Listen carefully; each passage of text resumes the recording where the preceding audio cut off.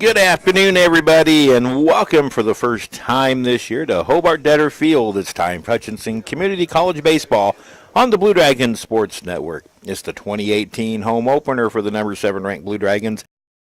Hutchinson gets set to take on the Independence Pirates in a single 9-inning game. I'm Steve Carpenter. Thank you for joining us. Mixed reviews for the Dragons through the first 6 games of 2018, the 3-3 record. They took a series from Coffeyville 2-1, and then earlier this week went down to Northeast Texas. That series moved up because of weather and lost 2 out of 3. Some good things and some bad things, as you'll hear Ryan Schmidt talk about when we talk to him in just a few moments. But big thing right now is offense being fairly proficient. 321 batting average, and they've scored 49 runs through their first 6 games. Defensively, though, already 17 errors on the books, a 920 total batting or team fielding average, and an ERA of 4.96. Had some freshmen step up. Some sophomores have struggled a little bit out of the gate, and we will talk about all of that through the pregame chat when we have Ryan Schmidt on in just a few moments. Schmidt is going to change things up a little bit. He's going to start Miguel Reyes on the mound today. Reyes is a freshman from Lafayette, Louisiana, 6'2", 250-pound right-hander. He's pitched twice out of the pen and been very impressive. 1-1 record. He took an unfortunate loss in the extra inning game against Coffeyville in the second game of that doubleheader back on February 8th. But then he also got the win in the come-from-behind victory against Northeast Texas, that coming on Thursday down in Mount Pleasant, Texas. He's going to be opposed, Reyes, by Chase Long. Long's a right-hander, and he gets a start today for Independence. We've got plenty to talk about with Ryan Schmidt. We'll take a quick break and have that chat for you. You're listening to Blue Dragon Baseball.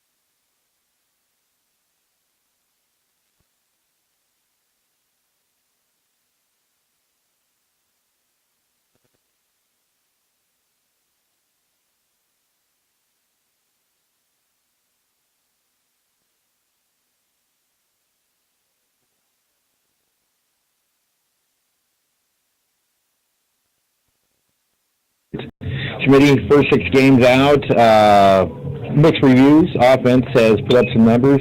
Pitching and defense, probably some work to do.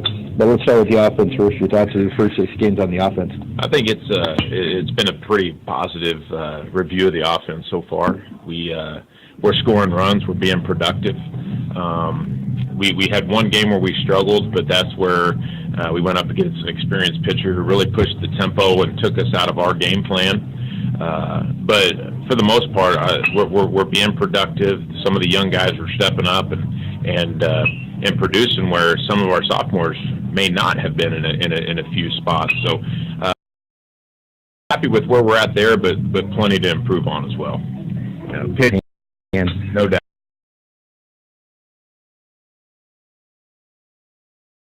Exposing club in Northeast Texas. We tried to throw fastballs about thigh high, and that doesn't work well when you're going up against those guys. They're big, they're physical, they swing hard, and when we made a mistake, we paid for it. And so we have to go to work on that. We have to be better in our pitch execution. If we're not going to elevate with a purpose, and we need to be below the knee with a purpose. And we've got to be convicted in every pitch that we throw. And we got taken out of that a little bit down there. The defense is the sticking point with me. In the last game, we had 8 or 9 errors, and that's just unacceptable. Something we preach every day is taking care of the baseball, and it's got to be who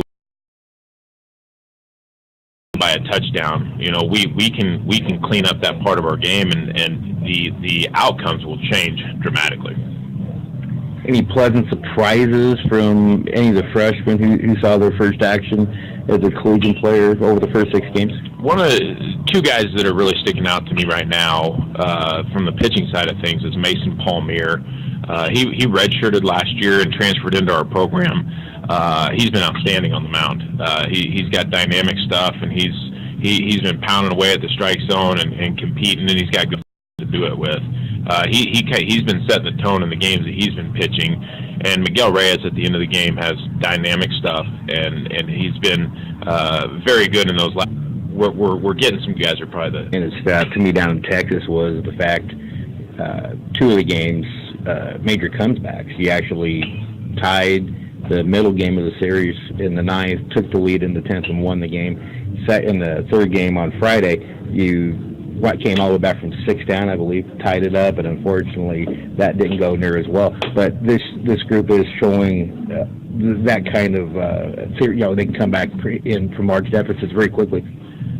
I couldn't be. That is one of the positive things about us is that, and something that Coach Reller's been preaching in the dugout, just walking up and down the dugout saying, never out of the fight, never out of the fight, never out of the fight. The problem we got to fix is getting down. We're digging ourselves a hole, whether it's pitching or whether it's defense or not, getting out of the gates offensively. We're digging those holes. That's the thing that bothers me the most.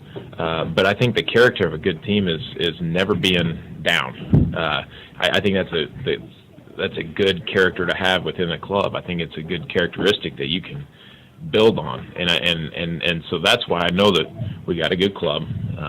We're not going to panic that we're 3-3 on a very early year. A lot of guys are getting their feet wet. We're going to continue to grind away at this thing, and I'm just really excited about the practice we had yesterday. I'm excited about getting the opportunity to play today, and I think we've got a good direction with where we're going. Independence 3-5 coming in. They showed some pop. They've got 7 home runs. Obviously, we remember that wild, wacky Region 6 series a couple of years ago. This is a pretty offensive ball club you're facing today. There's no doubt, and they've been that way. Bo has a great club, and they play the game the right.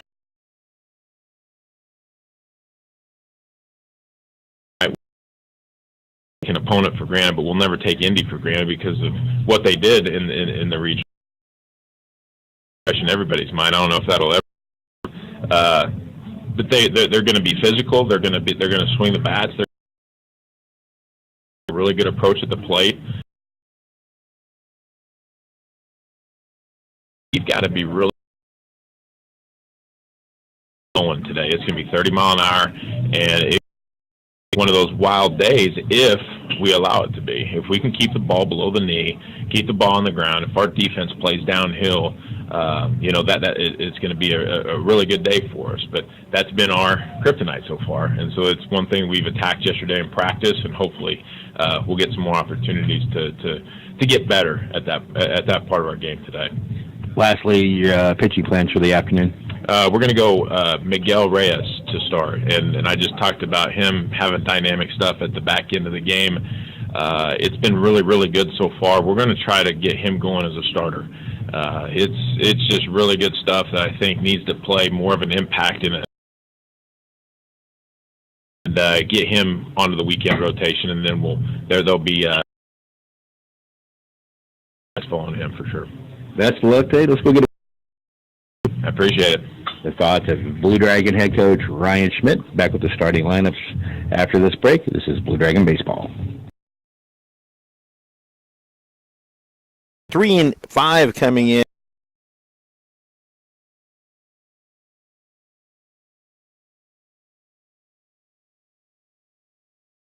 Rustin Hebert. Batting seventh will be the right fielder, Liam Taylor. At first base, batting nine Angle. Chase Smith, Harville, Thomas, Chasen, and Hebert. Taylor, Benj, and Angle with Chase Long on the mound. For the Blue Dragons, 3-3 for 60-year head coach Ryan Schmidt. He'll line them up this way. Wyatt Davis will lead off and play left field. He'll be followed by second baseman Logan Sartori batting in the 2-hole. Bobby Morganson bats third. He'll be at first base this afternoon. Batting fourth and playing shortstop Dylan Nedved. Batting fifth, the designated hitter Zaxley. Doing the catch and day and batting sixth will be Scott Wolver. Batting seventh and playing right field at third base. Batting eighth, Ryan Moritz. And batting ninth and playing center field, Brock Schaefer. Miguel Reyes comes in a freshman with a 1-run record. He is his first career start for the Blue Dragons. So for Ryan Schmidt's crew, it is Divis, Sartori, Morganson, Nedved, Baxley, Wolverine, Bolin, Moritz, Schaefer, and Miguel Reyes on the mound. So the Dragons being introduced now. They're taking the field, and we'll have our national anthem coming up. 2018 home opener for the Blue Dragons.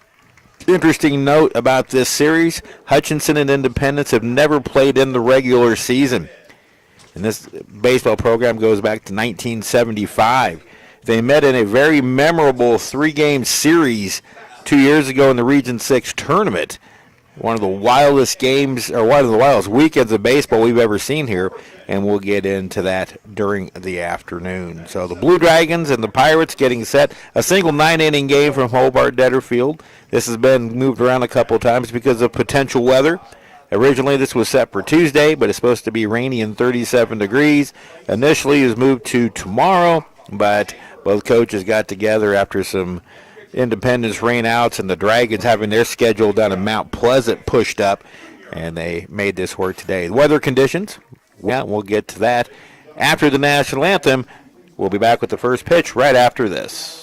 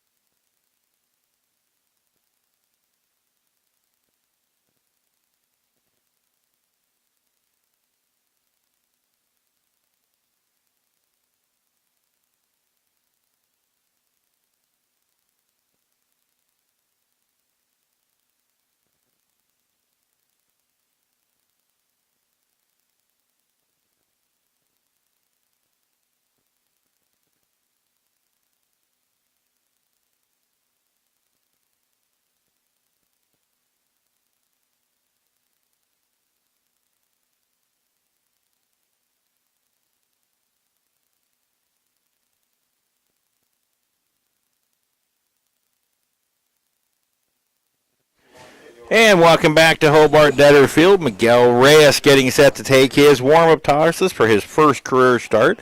Before we get going much further, our umpires this afternoon, behind the plate, Ed Mora, and on the bases, Doug Clark. So Miguel Reyes comes in. He is a 6'2", 215-pound freshman, Lafayette High School, Lafayette, Louisiana. A couple of former Blue Dragons have come out of that high school program and done mighty well for themselves. I'm also speaking of Andrew Dixon, and he is, right now I'm just losing the, it's been a long week, but a couple of players for the Dragons from the 2010 team were on that team, so Dragons have had good luck with that high school. The numbers on Reyes, 1-1 record, making his third appearance. No ERA, 5 1/3 innings, pitched 4 hits, 4 runs, all of them unearned. He has struck out 6 and walked 1, and opponents hitting 200 against. He has been really bugged by the porous defense of the Blue Dragons. That's what caused the loss down at Coffeyville. So here we go. Luca Costa was the other one. Andrew Dixon, Luca Costa. I do it, Academy. If you're listening, sorry, Luke. So here we go. Jacob Moyer set to lead it off. Lefty-righty matchup. First pitch of the game is a strike at the knees. First pitch coming at 1:57 p.m.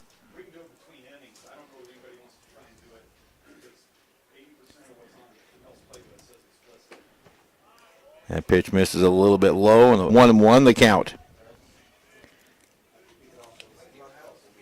Jacob Moyer, you heard Ryan Schmidt call Miguel Reyes a very dynamic below him. As we go along, he has pitched well in his first 2 relief appearances. 1-2 pitch. Fastball just misses a bit outside, 2-2. He took the loss, and Coffeyville went 3 1/3 innings, but it was a very good 3 1/3. 2-2. Curveball chopped to the left side, deep short, and it's getters into left field for a base hit. So on a 2-2 pitch, Moyer bounces one through the left side. And that's how we get started.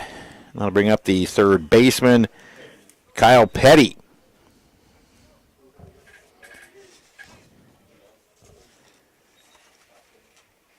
Petty, a sophomore out of Owasso, Oklahoma. He's hitting .269, 7 hits and 26 at bats, 2 doubles, a triple, 3 RBIs, and 5 runs scored. Reyes working out of the stretch, the pitch.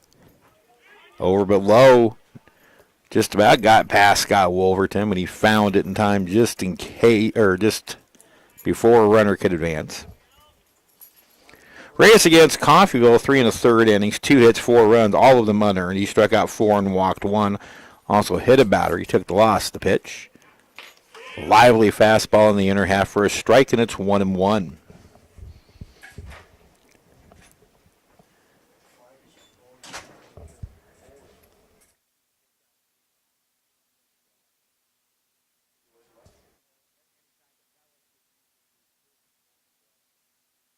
Ground ball to the right. So neither one have been hit hard, but the Pirates have Moyer and Petty on with nobody out to start this one. We figured this was going to be a offensive kind of day. The wind blowing out this afternoon, roughly 25 and gusty. So this ballpark plays roughly about 20 feet shorter when the wind is howling out like this, blowing out of the south. Here's shortstop Colin Klingensmith.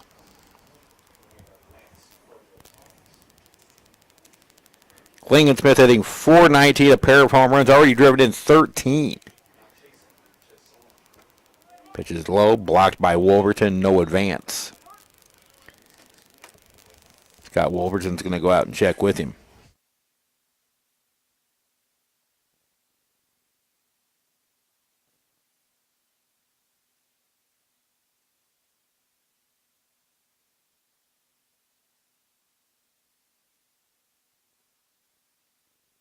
On their way for the Pirates. This is nothing a couple years ago for that Region 6 series. That one's lined to left field. That's down. Runners had to hold to make sure Divis would catch it, and bases loaded, nobody out to start it. 3 straight hits. This Independence team hitting .293 as a team through their first 8 games. They just snapped a 4-game losing streak with a 5-4 10-inning win over NOC Enid on Tuesday. So now cleanup hitter Lance Harville Thomas steps in, bases loaded, nobody out. Reyes' pitch. Breaking pitch. Lance Harville Thomas hitting .286. Infield back.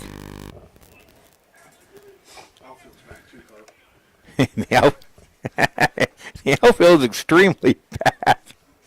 Athletic director Josh Couch lending a hand with the defensive alignment. That's pretty good for an offensive coordinator. Here's the 0-1. Breaking pitch swung through and missed. Nice pitch there. And Reyes up in the count 0-2. 2-2 pitch. Moyer poked one through the left side. It had eyes and got past third baseman Ryan Moritz and shortstop Dylan Nedved. Petty did the same thing on the right side. Here's the 0-2. Called strike 3 at the knees, and there's a big first out. So Harville Thomas goes down on strikes. Now it's bases loaded, 1 away for the designated hitter, Hunter Chason.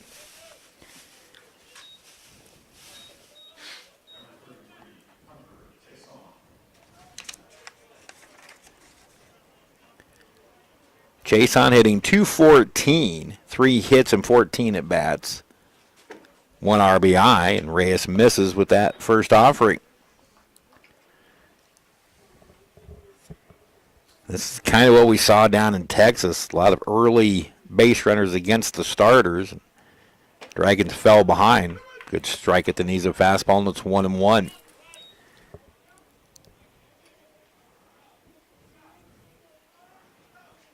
Last year, the Blue Dragons 47-13, Jayhawk West champs. The pitch kicks away. Here's from Wolverton. It'll be a wild pitch and a run scores. Independence on top 1-0 as Moyer comes down. And that's the early stuff Ryan Schmidt talked about, this, the giving up of bases here and there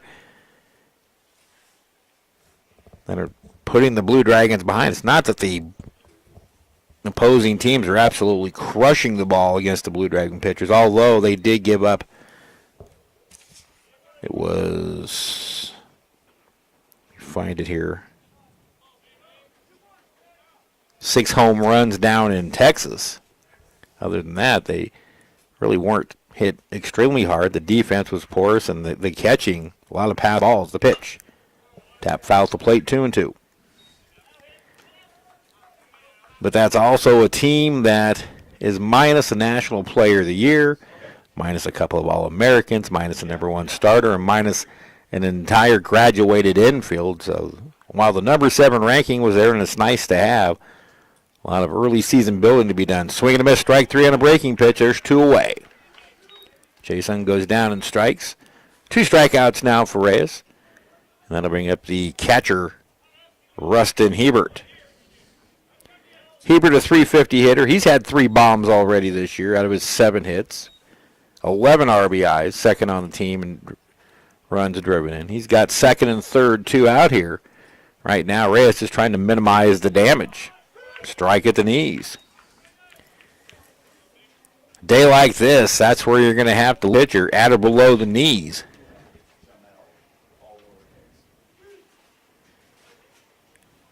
Ring out of the, gets the sign from Scotty Wolverton and delivers the 0-1. Over but low for a ball, 1-1. Adventure. That's why all 3 Blue Dragon outfielders are playing at or near the track. 1-1. Tap foul on the breaking pitch, and it's now 1 ball and 2 strikes to Hebert. You will see a lot of movement on the stream today. This press box, and mind you, Hobart-Detter Field turns 90 years old this year. This press box isn't 90 years old, but it's had a few years on it. This thing moves when the wind blows this hard, so you're going to see a lot of movement on the stream today. 1-2 pitch. A little bit low. 2-2.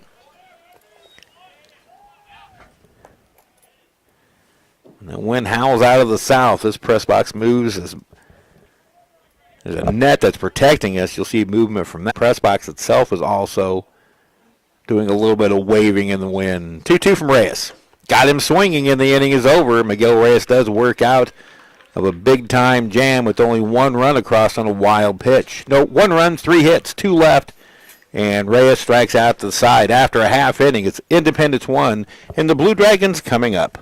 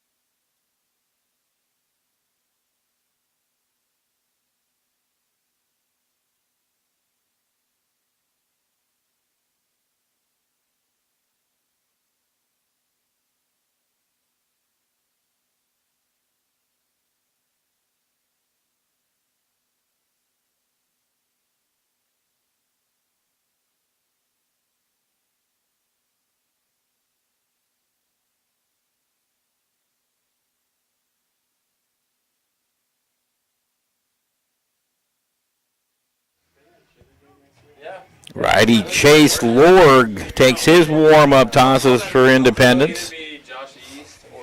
Lorg, 6th winner tournament freshman out of Collinsville, Oklahoma. Second start of the year, no record. 3.00 ERA. He's worked 3 innings. He's allowed to out 2. 3 hits. A little practice too. You want the whole. Check that. Lorg has no ERA. 2 strikeouts, and that's the sum of his work. He will face sophomore Wyatt Divis, freshman Logan Sartori, and sophomore Bobby Morganson. Sophomore from Lincoln, Nebraska. 353 average in the early going, 6 for 17, 4 doubles, 5 RBIs, 5 runs scored. Takes a pitch in the dirt for ball 1.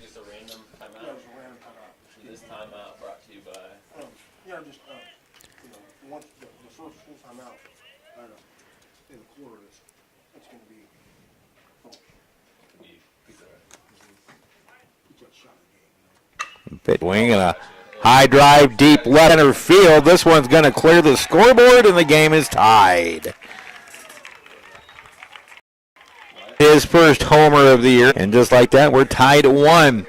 And when Wyatt Divis goes good, that's where the balls go, left center field. So 1 swing of the bat, the Dragons have tied it up. And now the second baseman, Logan Sartori.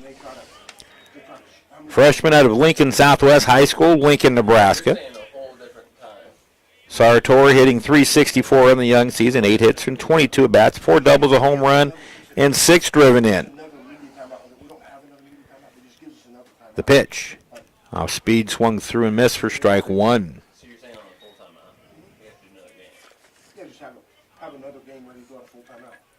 Sartori hitless in his first 2 games, but has on a sense in his last 4. There's a high drive deep left center field. Looking up, it's high off the wall. Sartori will pull into second base with a double. And the Lorg is not fooling the first 2 Dragon hitters. Divis and Sartori just missed a home run with a double high off the left center field wall. So now Sartori a 5-game hitting streak. That'll bring up sophomore at 24, 3 doubles, 5 RBIs.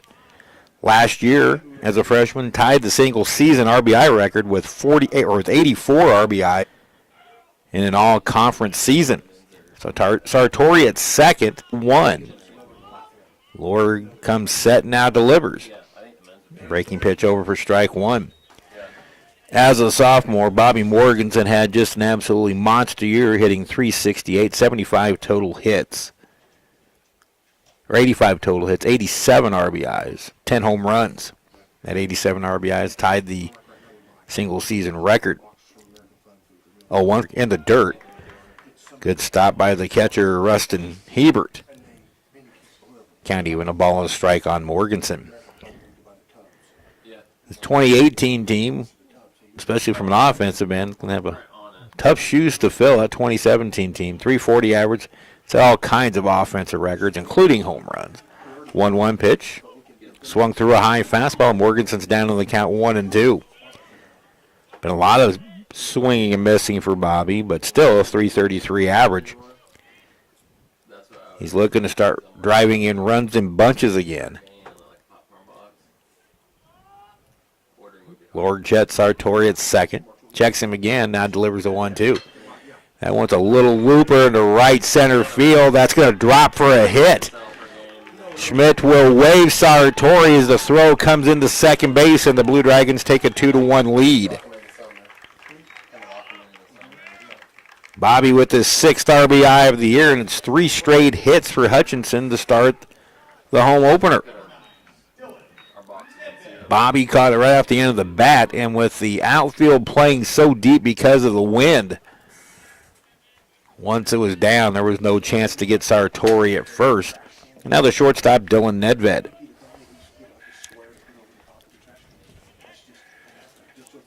Nedved out of Shawnee, Kansas, Shawnee Mission Northwest. First pitch to Nedved is a breaking pitch for 24, 292 average. All 7 hits, singles, 3 RBIs, 5 runs scored. Pitch low and away, a breaking ball from Lorgan. It's 1-1.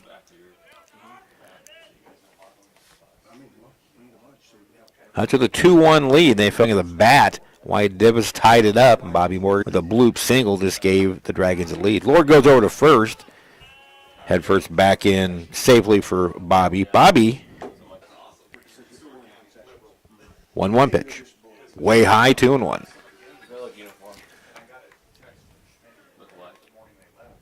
The Blue Dragons will road next weekend at Midwest City, Oklahoma.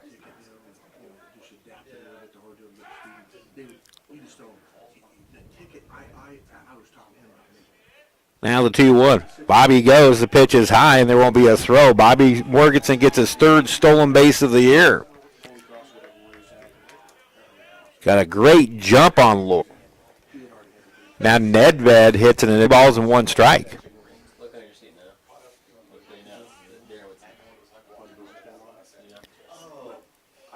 Morganson away from second. The 3-1 to Nedved. Swung and popped up. Wind's going to blow it back out of play. Finally landing on the Hobart-Detter roof.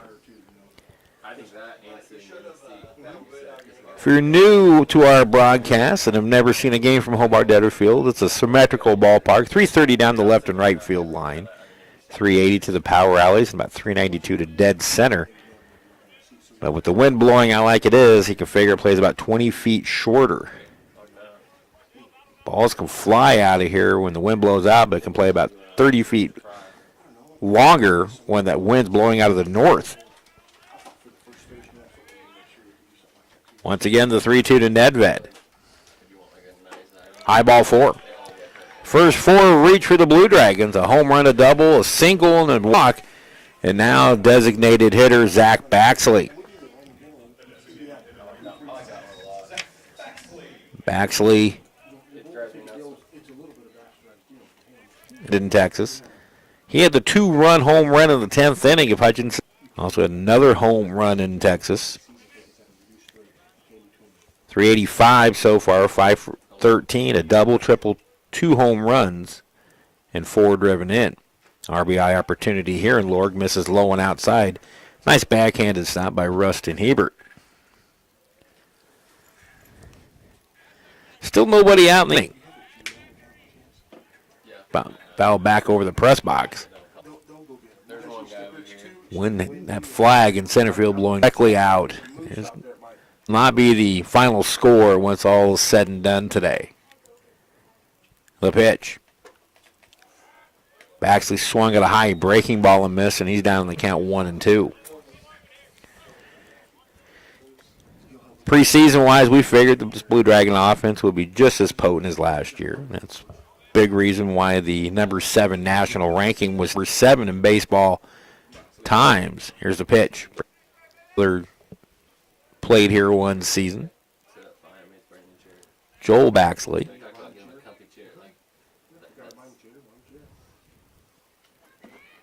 Runners at first and second. Nobody out. 2-2 pitch. Fouled straight back. Here comes the first tweet of the year. Don't worry, Nathan. Thomas would have too if he was here.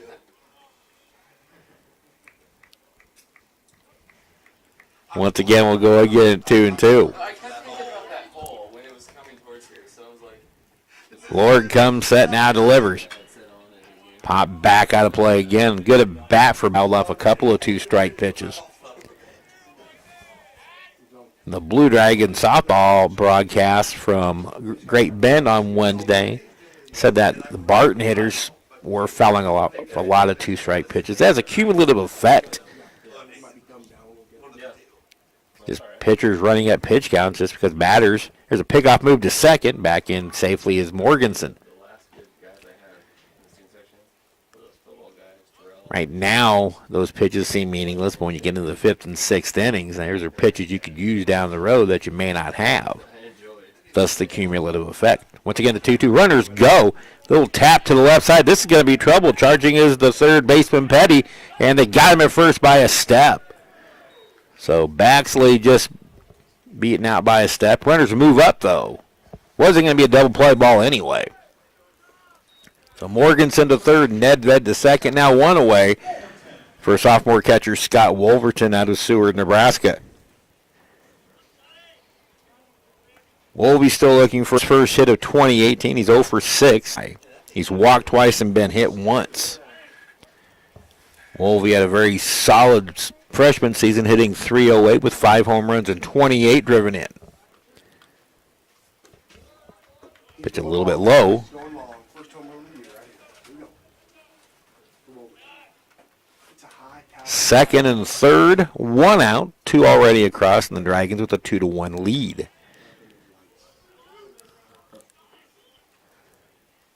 Lord comes set and delivers. Breaking pitch is over but low. Count even at, 2 balls the count.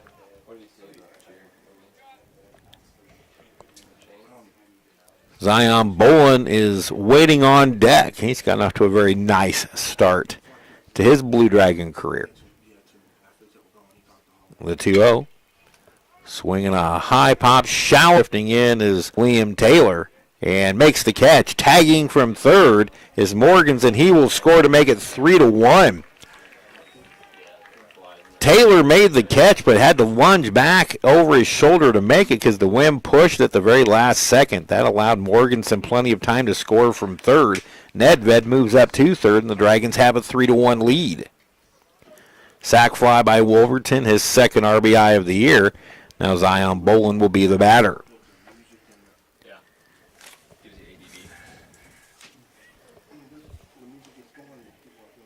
Bolin out of Lawrence Free State High School in Lawrence, Kansas. He takes ball 1. The music that they're gonna play doesn't really get anybody fired up. It's more. Bolin, 421 hitter early on, 8 for 19, 2 doubles, a triple. Only 1 RBI, but he scored 7 runs. And it's ball 2 to Bolin. A lot of these players in the lineup today, multi-position players, which gives Ryan Schmidt a lot of different options. Now back off the side of the press box. You may have heard the thud. How we doing down there, boys? Thomas Lynch. 2-1 the count. Now to Zion Bolin. Runner at third, 2 away. Davis tied the game with the solo home run. Sartori just missed a home run, doubling high off the left center field, while Morganson blooped a single to score him. Pitch downstairs. That made it 2-1, and then Scott Wolverton's sac fly to shallow right scored Morganson to make it 3-1.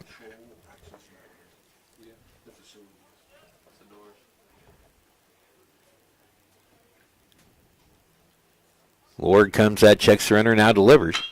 Hard hit ball to third. Playing on a big hop is Petty. The throw is past the first baseman, a low throw. A run scores. Bolin will head to second. That'll be a throwing error on the catcher. Petty, no RBI, but the Dragons lead at 4-1. First error of the game. Charge to the Pirates. Now 4-1. Runner at second, 2 away for third baseman Ryan Moritz.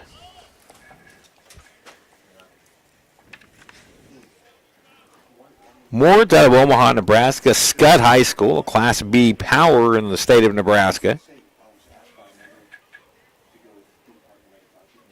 Moritz has already paid big dividends in his bat. A pinch hit grand slam in the 9th inning of Hutchinson's come from behind 9-7 win against Northeast Texas on Thursday. Moritz 4 for 8, 7 RBIs already. That's a team high. Scored, of course, 4 of those came in one swing of the. 4 of those 7 RBIs came on one swing of the bat. 1-1.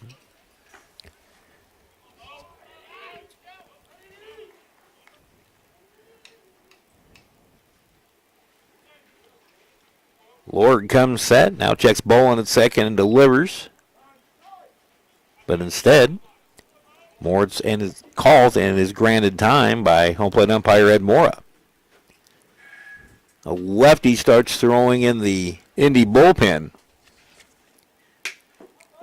Cody Hilbert. The pitch. Chop to left side and through for a hit. Schmidt will wave Bowen. The throw not nearly in time, and it's a 5-run first inning. An RBI single for Ryan Moritz. Drives in his team high 8th of the year. Nice swing, just going the other way with it. That's Jamel coaching third base, isn't it? That's Schmitty, is it? No. That is Mel. He said that when you were up here in the box. Here's Brock Schaefer, the sophomore out of Andover. He was going to be there until he lost his, got fired.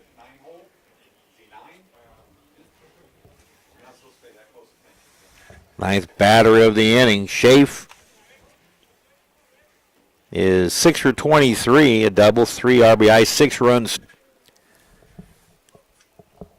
Now Moritz a first, 2 away. Lorg up to 32 pitching. Schaefer started the year in the leadoff spot, has since been moved down to the 9 hole after kind of a rough stretch. Last year, final third of the season, he made right field his own, come with a great approach at the plate. Just swinging a foul ball off to the left, and it's 1-1. Pretty good crowd building here at Hobart-Detter Field. Again, this game has been moved a couple of times.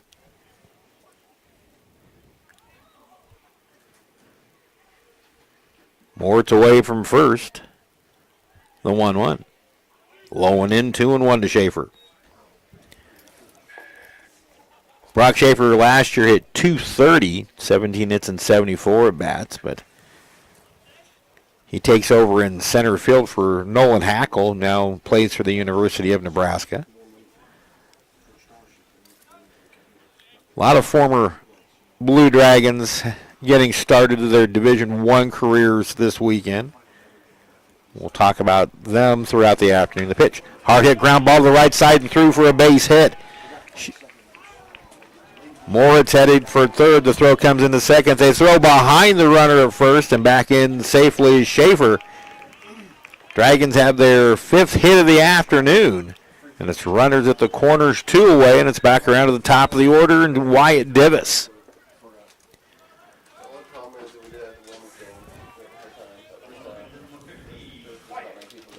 5 runs, 5 hits in the inning. If the Blue Dragons are to do any further damage, they'll all be unearned runs. The throwing error by Kyle third really has pinch count to Chase Lord. Pitch to Divis, taken upstairs, ball 1. That was pitch number 37 of the inning.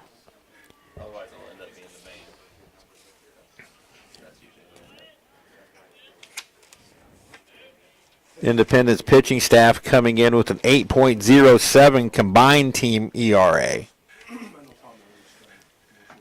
The 1-0.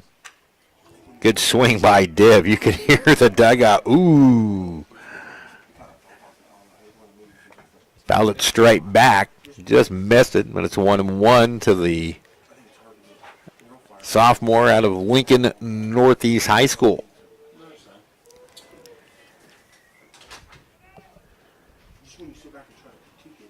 Schaefer dancing around at first. Here's the pitch. Breaking pitch on the inside corner for a strike, 1-2. That type of business on immediate time out, I'm saying gives you a little bit, just, it's not like Chick-fil-A sandwich or Chick-fil-A or whatever.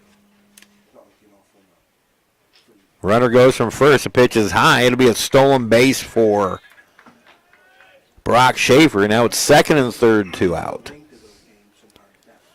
2 balls and 2 strikes, the count now to Divis. Chance to really break this open, but if you remember that series 2 years ago, this Independence lineup can swing the bats well, and this is an offensive type day. The pitch.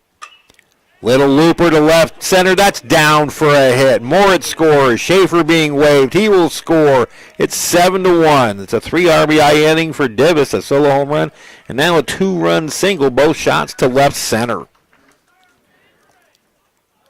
Again, both runs unearned, but they count nonetheless. And the Dragons lead at 7-1.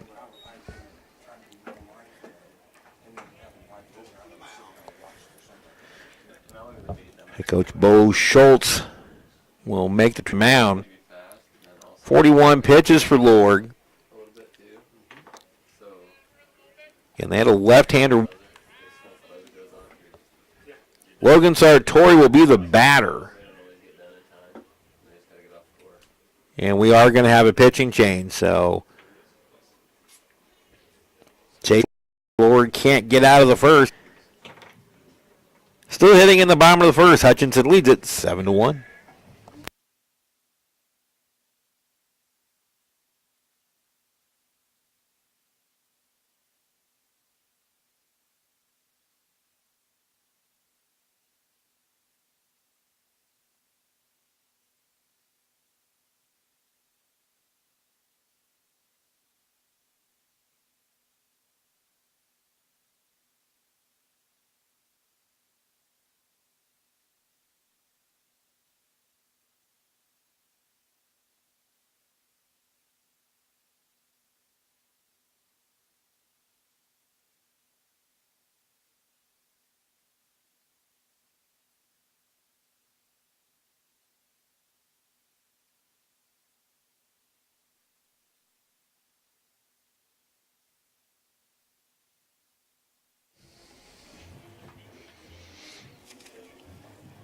Season debut. In fact, he's making his debut, making his first appearance for the Pirates. Hutchinson has hung 7 on the board, still hitting here in the bottom of the first inning. What's the run rule after 1? You're going to have to make a quick bylaw presentation for that one, Josh. If we didn't make So Chase Lord faces 10 batters. 7 have scored, 1 on base. Divis is his responsibility. Now Logan Sartori, he scored his first time up. Just missed a home run. It was high off the left center field wall. Now facing the lefty Hilbert. And it's blocked in the dirt by the catcher, Rustin Hebert. Ball 1 to Sartori. All those freshman parents tuning in for the first time, welcome to the Blue Dragon family. 1-0 pitch. There's a swing and a high fly to right field. Liam Taylor now going over to right center, fighting the wind, but makes the catch, and the inning is over. 11 come to the plate, and 7 score. 7 runs, 6 hits, 1 error, and 1 left on. We've completed 1 at Hobart-Detter Field. Our new score, Blue Dragons 7 and the Pirates 1.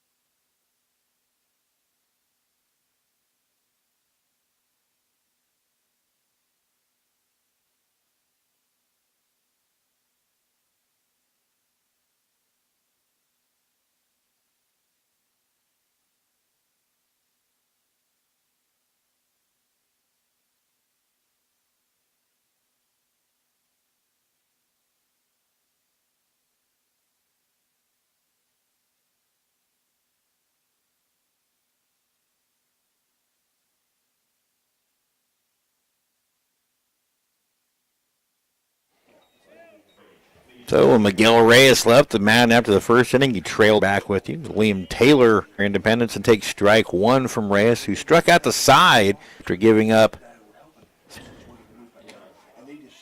strike at the knee. Liam Taylor hitting .571, 4 for 7. He's driven him 5. Little slow roller up the first base line. Big hop for Morganson. 2 steps to the bag, and there's 1 away. Here's the first baseman, Tyler Benge. Strike one from Reyes. Yeah. Bench hitting .323, 2 doubles, 10 total hits, 7 RBIs. He's walked twice. Swung back to the screen, and it's 0-2. So Miguel Reyes coming in and right now just pounding the zone. 4 pitches all for strikes here in the second inning. Now field again deep for the Dragons with the wind howling out. 0-2 pitch. Fastball misses low and away, 1-2. We mentioned his 3 1/3 innings outing against Coffeyville. Took the loss in that one. 1-2 pitch. Grounded up the middle. Past the outstretched glove of the shortstop Nedved, and it's the 4th hit of the game for the Pirates as Benj singles up the middle. That'll bring up the 9-hole hitter, center fielder Braden Engel. Engel 4 for 20. That's a .200 average, a double, a triple, 3 RBIs, and 4 driven in, hitting from the left side. Reyes, in 2 innings against Northeast Texas when he got the win, allowed just 2 hits and struck out 2. Career start. Throws a strike here. That was pitch number 31 for Reyes. 22 have been in the zone. 7-1 the score. Game far from over. The pitch. Slice foul off to the left. And this is the first regular season meeting ever between Hutchinson and Independence. They've met only one other time, that being a postseason 3-game series 2 years ago right here at Hobart-Detter Field. And it was an... Reyes up in the count 0-2, the pitch. Engel checks his swing, and it's 1-2.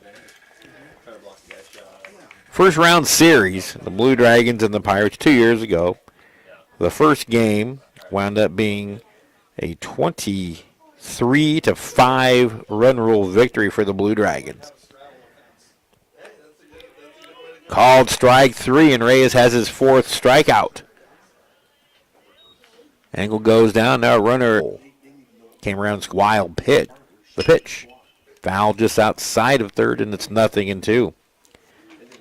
Independence came back later that afternoon and defeated the Blue Dragons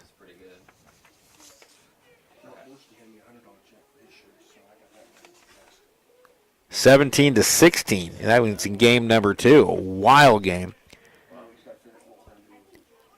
Each team had 3 home runs in that one. That tied the series at 1-1. They came back the next day on a Sunday. There's the 0-2 to Moyer. Breaking pitch, the glove of Wolverton, but no advancement by the runner Bench. Blue Dragons had to strike out 8. Taryn Olson got the save. Swing and a miss, strike 3, and that's the inning. 2 more strikeouts for Reyes. He works around the 1-out single by Benj. No runs, a hit, and 1 left. We completed an inning and a half at Hobart-Detter Field. Opening day 2018. Dragons 7 and the Pirates 1.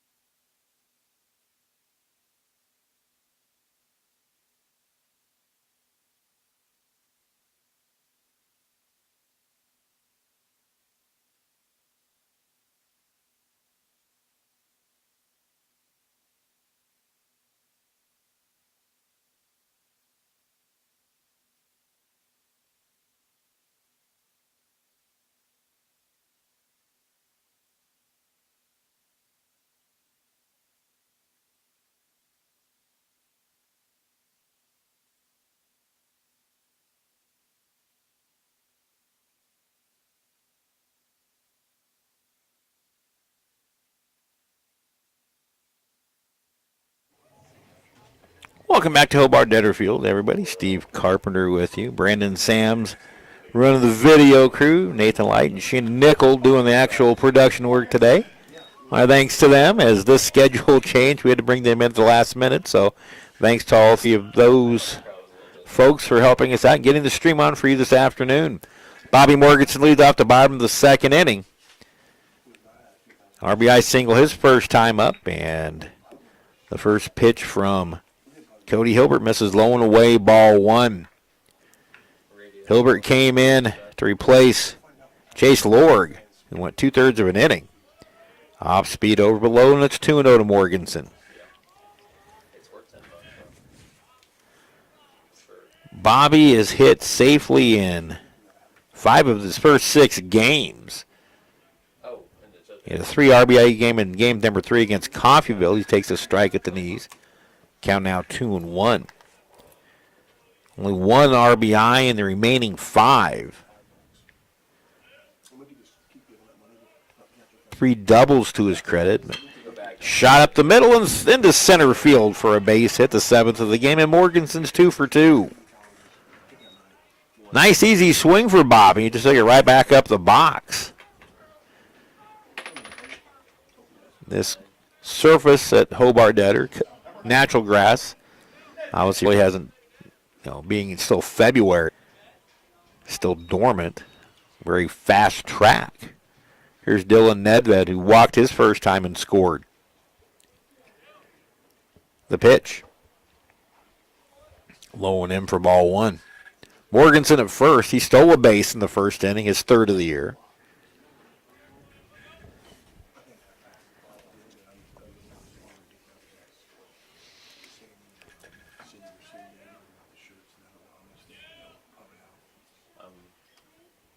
The wind in the pitch. That's a strike from Hilbert. Count even a 1-1, catching the outside corner.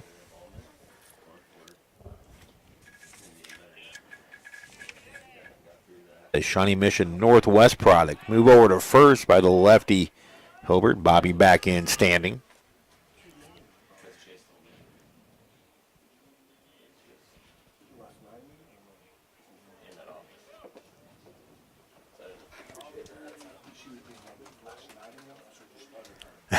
Here's the pitch. Little jam shot into right field. Liam Taylor makes the catch. Morganson goes halfway but retreats. And there's 1 away here in the Dragons' 2nd. Interesting text from Dan Nacarado. Today is the NBA All-Star game, and his question was, who will score more today, the NBA West All-Stars or Blue Dragon Baseball? Interesting thought. Blue Dragon Baseball, because there is no West All-Stars. You should tell Coach Knack that. It's Team LeBron and Team Steph. So, take that, Coach Knack. Steve Kapman weighing in on that question. Runner goes. There's a swing and a miss by Baxley to throw down. And Bobby Morganson steals his 2nd of the afternoon and his 4th of the year. He's 4 for 4. I think this is the first year they've done that. They chose captains. Well, I choose not to pay attention to the NBA, so it's no worry of mine. Now, if we want to talk hockey, then we'll have a conversation. Who will play more defense, Independence or the Stars? Nothing in 1 the count to Zach Baxley. He grounded to 3rd and was thrown out by half a step by Kyle Petty. That moved the runners up, though. The pitch. Breaking pitch. Misses low for a ball, 1-1. I'm guessing I just got a response back from Coach Knack of Dragons are on pace for 63 and never bet against Ryan Schmidt and the boys. So Coach Knack always looking at the positive side of life. 1-1. Upstairs, 2-1 to Baxley. And his older brother Joel played here for a season.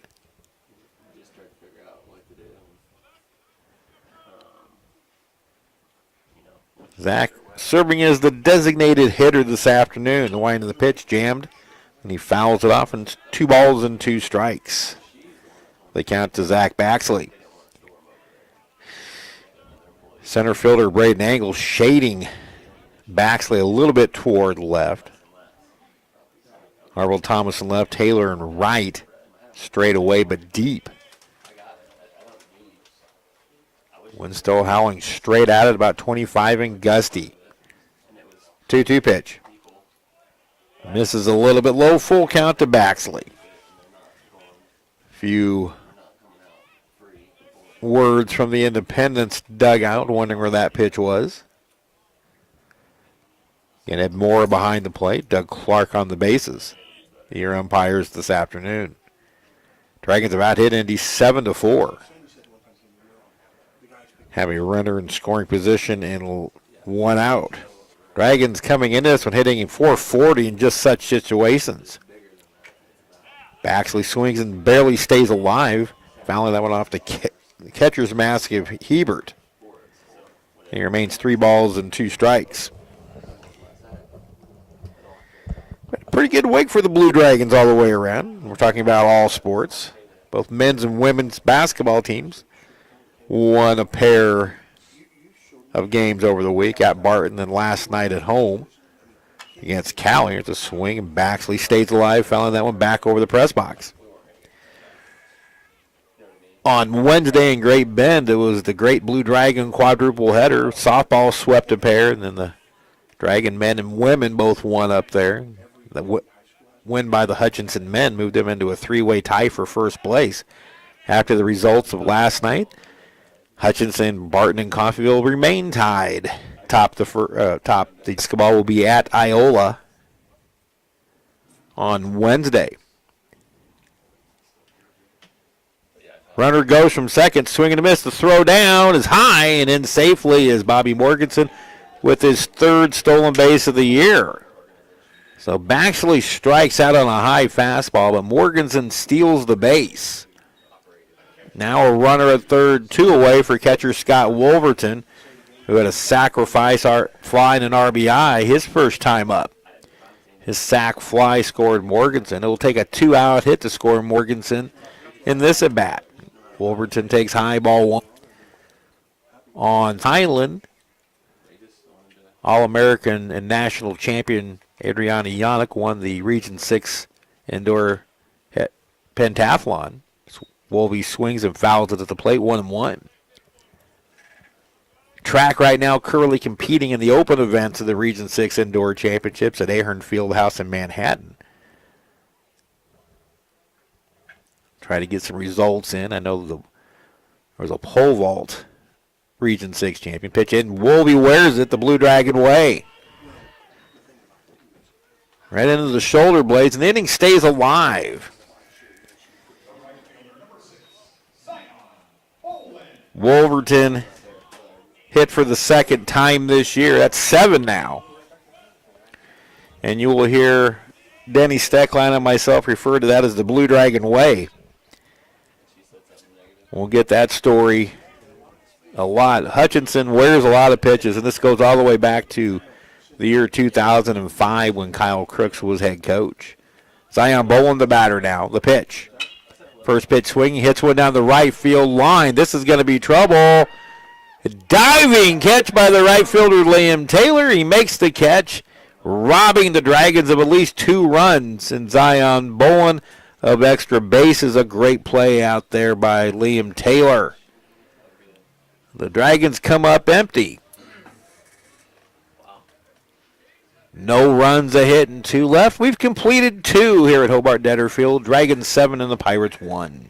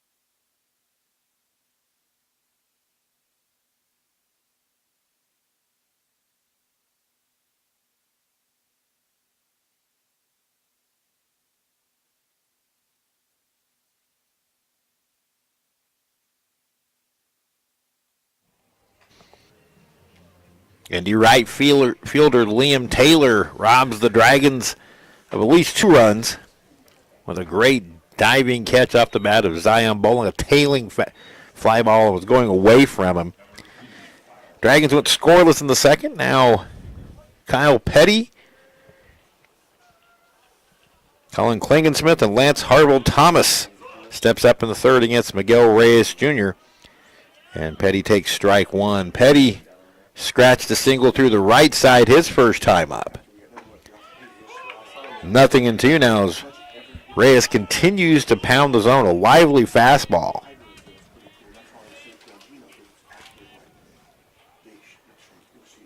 And an adequate change. The pitch. That one's dived down the right field. That's down for a hit. Getting over quickly to get it is Bolin. He bobbles it. Heading to second was Petty, and he's in with the leadoff double. Yep, I agree. Petty never stops, so it will be a double. And Petty is 2 for 2. The Pirates have 5 hits off Reyes. That's the extra base hit by Independence. And now shortstop Colin Klingensmith. Dragons with a 7-1 lead. Pitch. Interesting supposition. Kyle Petty, Denny Steckland, our PA guy, asked me if Kyle should be wearing number 43, which makes sense. A pitch and a good stop by Wolverton, and is now 2-0 to Klingensmith. Klingensmith, 2 home runs on the year. He's driven in team high 13. The only run that the Pirates have scored today came off a bases loaded wild pitch by Reyes. Ground ball to the right side, big hop for Sartori. Throws over to Morganson, advancing to third is Petty. He stands there with 1 out. Now left fielder Lance Harville-Thomas took a called third. The first of 5 strikeouts for Reyes. Miguel could use one right here with a runner at third and 1 out.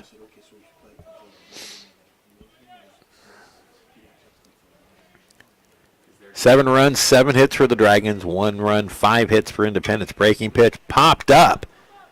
This should be deep enough to score the run all the way out. Making the catch is Schaefer in left center field. Tagging and scoring is Petty. And Independence cuts the lead to 7-2 on the sac fly by Harville-Thomas.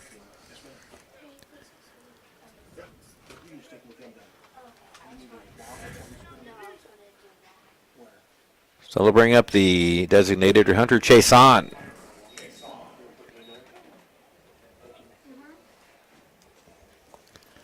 Chason struck out swinging his first time. Fastball low and away from Reyes. He's at 46 pitches. Right now the Dragons on didn't ask Schmitty this.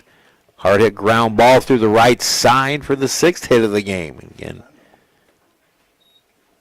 this is the same Independence team that we saw 2 years ago that just continued to swing the bats just like that.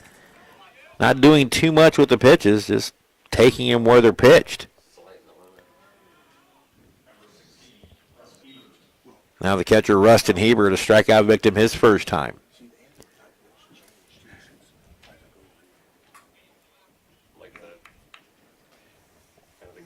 Independence may not have enough pitching to really compete in the Jayhawk East, but they're going to have some big-time shootouts with some of those East opponents.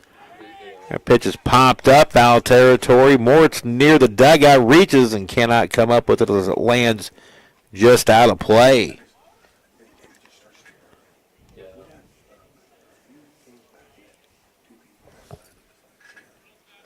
Nothing in 1, they count to Hebert.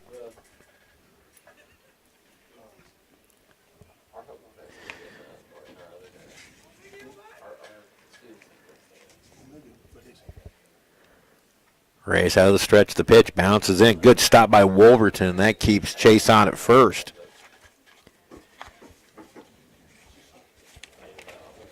Next home games for the Blue Dragons, February 27th. 2 7-inning games against Redlands Community College out of El Reno, Oklahoma. Dragons will travel to El Reno later in the year. 1-1 pitch, curveball, hit well and deep, but way foul.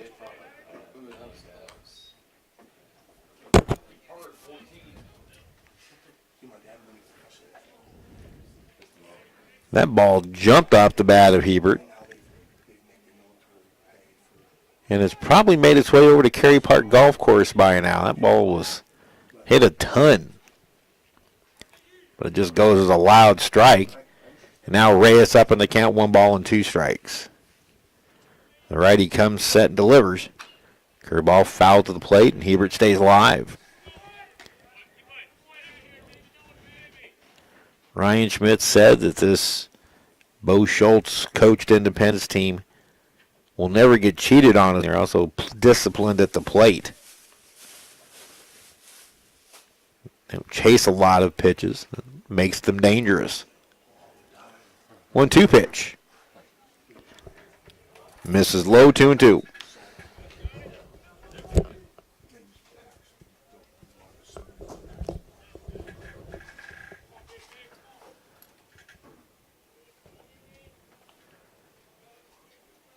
So far, just the third inning, 9 combined runs, 13 combined hits. 2-2 pitch. That one is slice foul off to the left.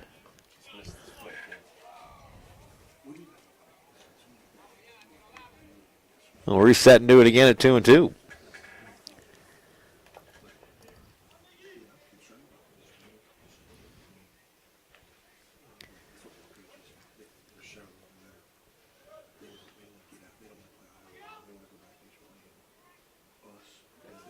Once again, the 2-2 curveball. Called strike 3, hit the letters.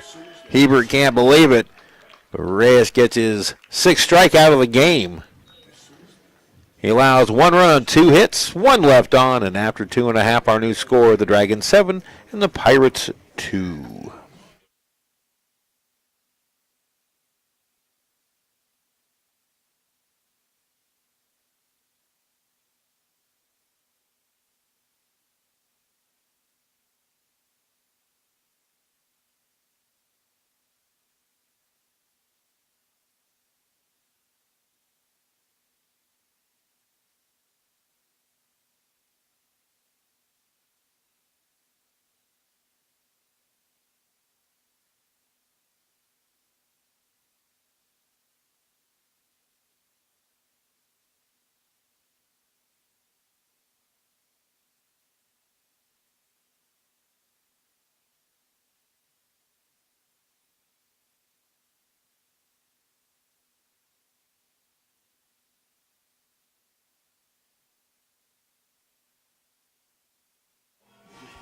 Dragons coming up, home half of the third, leading Independence 7-2, the 2018 home opener.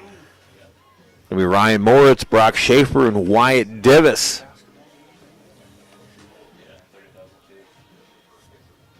We can close the book out on Chase Lorg, the Independence starter. 2/3 of an innings pitched, 6 hits, 7 runs allowed, only 3 earned, 1 walk. And he faced just 10 batters. So Cody Hilbert's come in. Now an inning in the third is allowed just 1 hit, struck out 1, and hit a batter. He's given up 3 fly ball outs, and on a day like this, that could be dangerous. Third baseman Ryan Moritz, an RBI single his first time. He also scored a run. Scored ahead of Divis's 2-run single.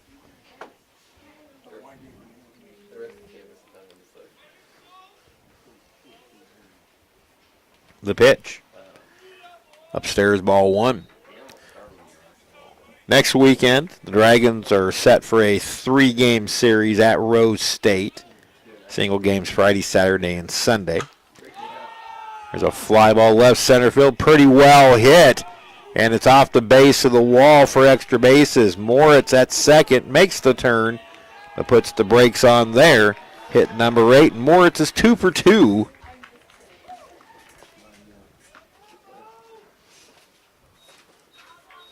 And that is Hutchinson's 3rd extra base hit, 2 doubles and a home run. Now Brock Schaefer. Here's the pitch.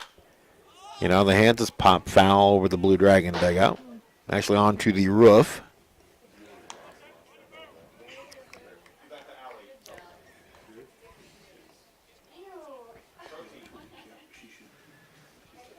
They play Schaefer to pull in the outfield.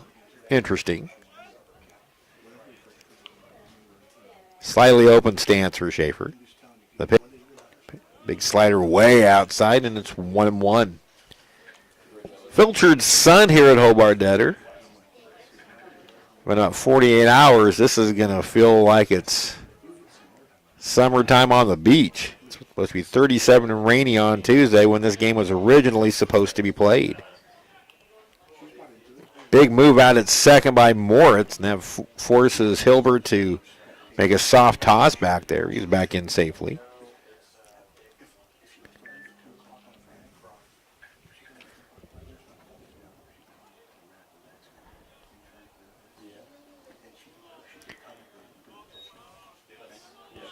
Pitch in the dirt. Dan Nacarado. Listen to this one, Danny.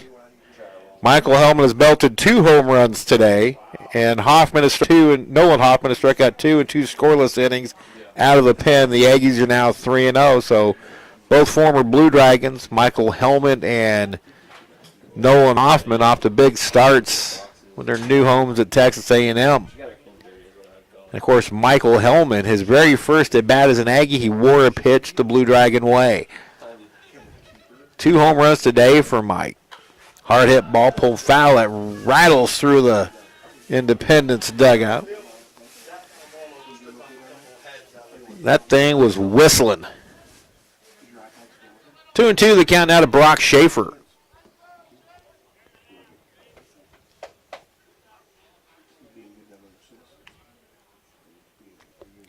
Moritz away from second. The pitch. Fly ball well hit to right, but it's on a line at Moyer. He'll productive out for Schaefer. And Moritz at third with 1 away. Schaefer didn't get any elevation on it. That would have had a chance to climb out of here. Now Wyatt Divis hits for the 3rd time in as many innings. 2 for 2, a home run, a single, and 3 RBIs. Both hits to left center.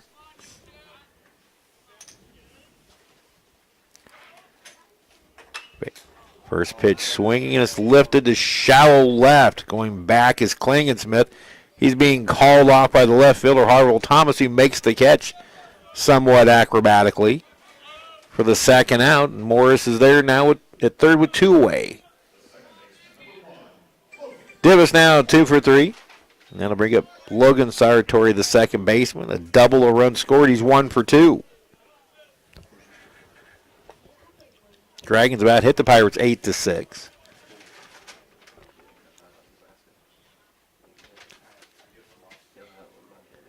The pitch. Way outside for a ball.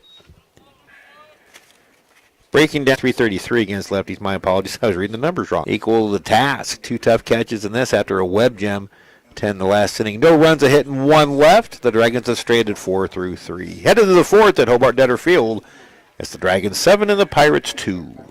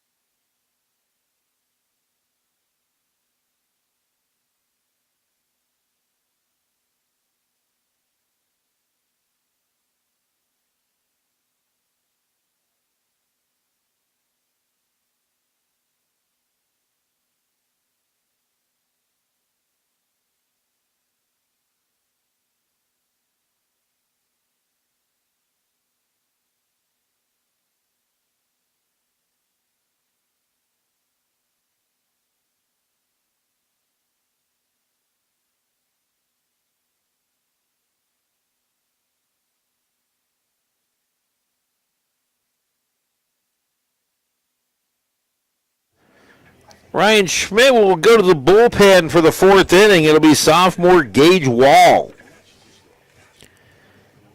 5'10" and 180 pound, a right-handed, being Oklahoma.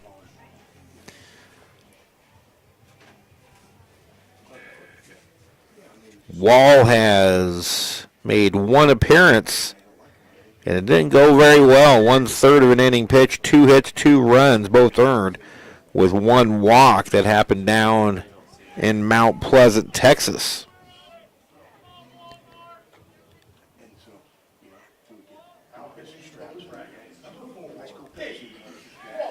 So one of the reasons Ryan Schmidt wanted to move this game up a day, again, it was moved up from Tuesday to Monday because of weather, but Independence coach Bo Schultz called Ryan Schmidt, said, hey, how about playing this on Sunday? And things got into motion, and thus we are here. But the Dragons wanted to get that bad taste out of the Texas road trip out of their mouths. Strike 1 to Liam Taylor. A ground out victim his first time. Wall misses with a breaking pitch, 1-1. Wall made 6 appearances as a freshman, no record with a 7.0 ERA, only 9 innings pitched. Strike called, and Wall's up in the count 1-2 on Taylor. Wall allowed 15 hits, 10 runs. He struck out 11, but walked 7 in those 9 innings. Slider goes back to the screen, and it's 2-2. Wall appears like he's dropped down a little bit with his arm slot. Throwing more 3/4. That'll help that slider out to right-handed hitters. That one got away. Scott Wolverton never had a chance. Pitching strictly out of the stretch to pitch. Low and away, full count.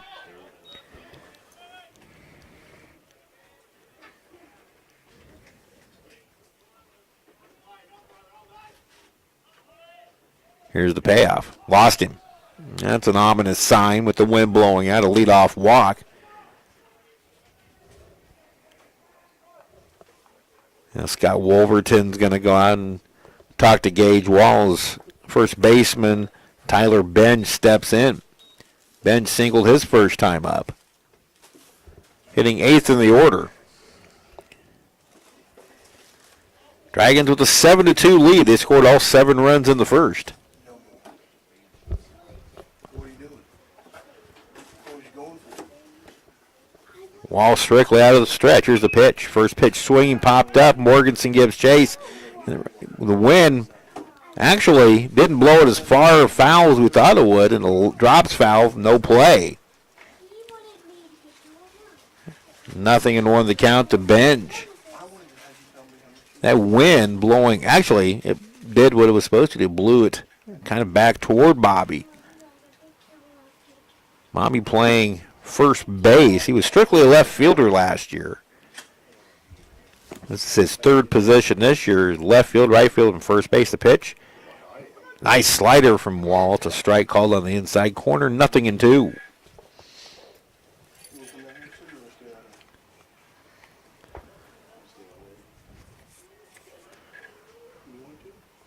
Benj coming in, hitting .323 through his first 8 games. A pitch, ground ball to short, and it's through the legs of Nedved, and another error for the Dragons for the season, their first of the game. Nedved had 2 in his sights and got none. So a leadoff walk and now an error. A 9-hole hitter, Braden Angle, steps in. Took a called third his first time up. That for the Blue Dragons is already error number 17.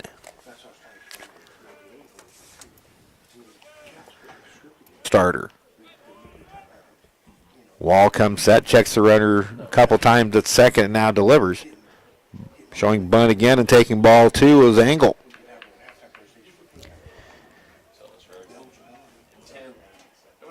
So these are the growing pains this 2018 Blue Dragon team's going to have to go through. Got to remember, it's only February 18th. There's a lot of season to go. Here's the pitch.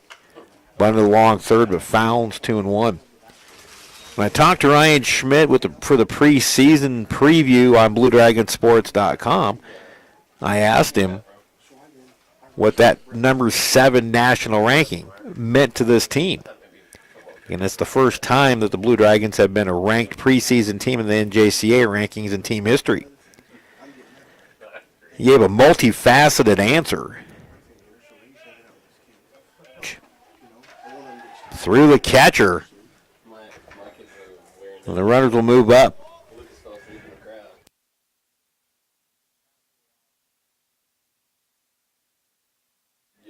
Wild pitch charge to Wall.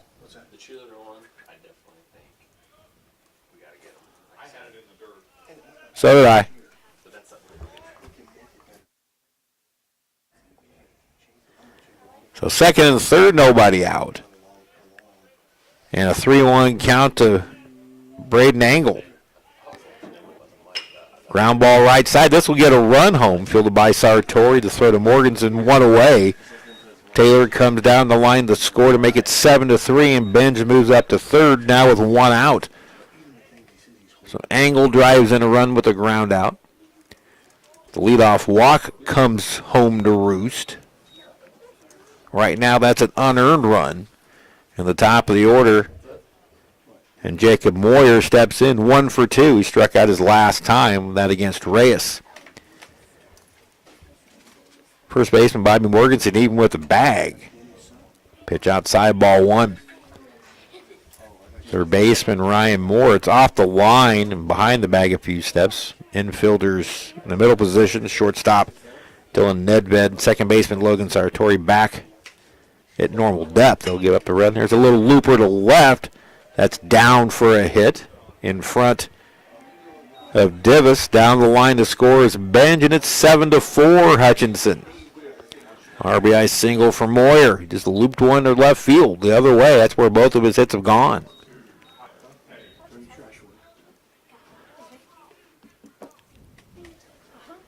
Now third baseman Kyle Petty. Petty 2 for 2, a single and double, a run scored. 8 hits for Hutch, 7 now for Independence. The pitch. Breaking pitch a little bit upstairs, ball 1. Reyes was continuing throwing strike 1. Wall has not. The pitch. Ball too low.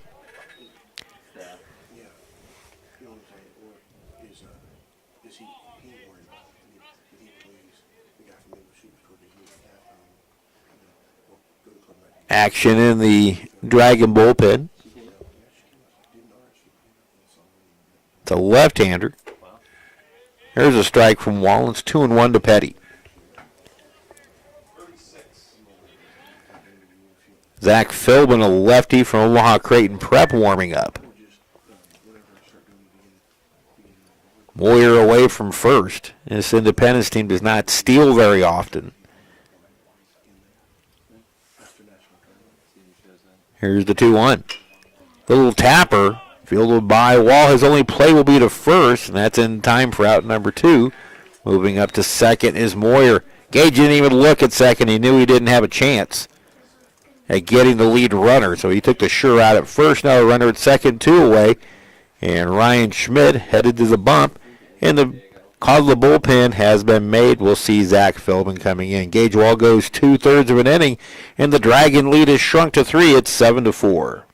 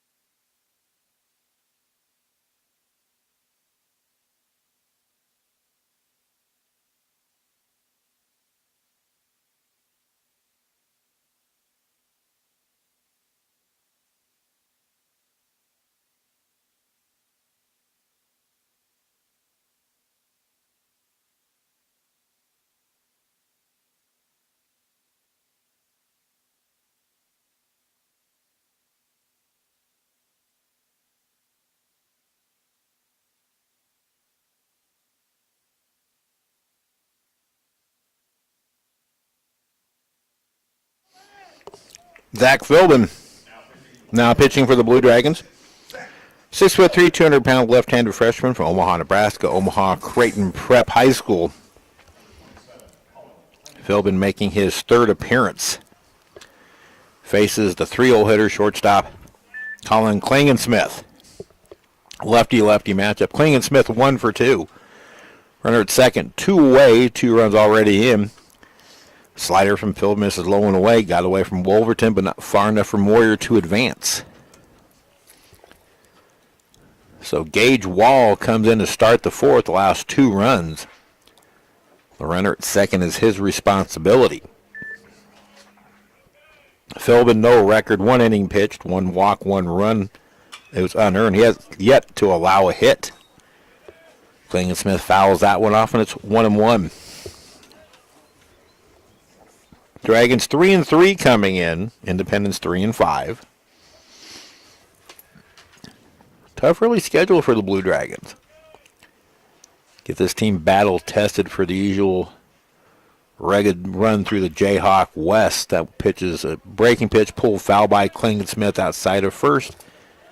And it's 1 ball and 2 strikes.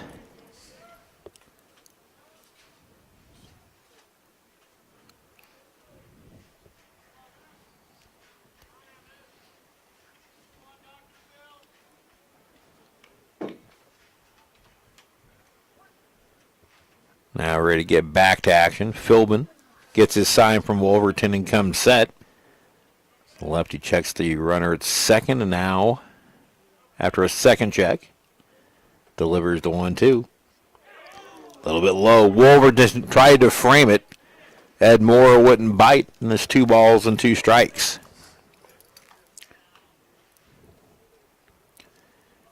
11 combined runs, 15 combined hits through into the 4th inning. I don't think we're done yet. 2-2. Little looper to short. Nedved has it, and the inning is over. Nice pitch from Philbin to get Klingensmith to pop up to Nedved, but 2 runs come across are unearned. A leadoff walk and then an error. 2 runs, 1 hit, 1 error, and 1 left. We head to the bottom of the 4th inning here at Hobart-Detter Field. Our new score, Hutchinson 7 and Independence 4.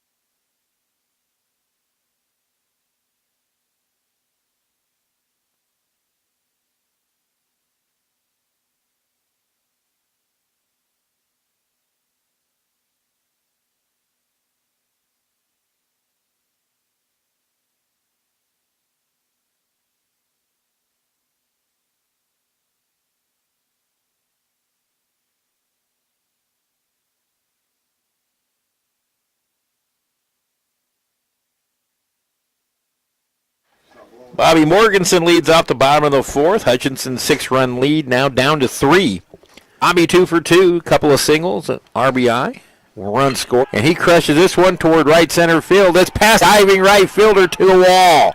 3 makes the turn, and he's headed that way. Here comes the throw, head first dive, and he's in safely with the leadoff triple.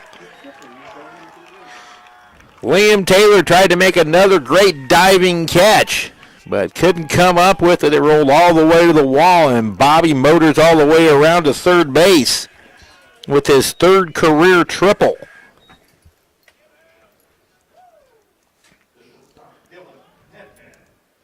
So the Dragons got a leadoff double from Ryan Moritz to start the 3rd and couldn't push him across. Now it's a leadoff triple for Morganson, and Dylan Nedved takes high, ball 1. Nedved has walked and flown out to right. Hilbert's pitch, low and away for a ball. Hilbert, in his Independence debut, went to his third full inning.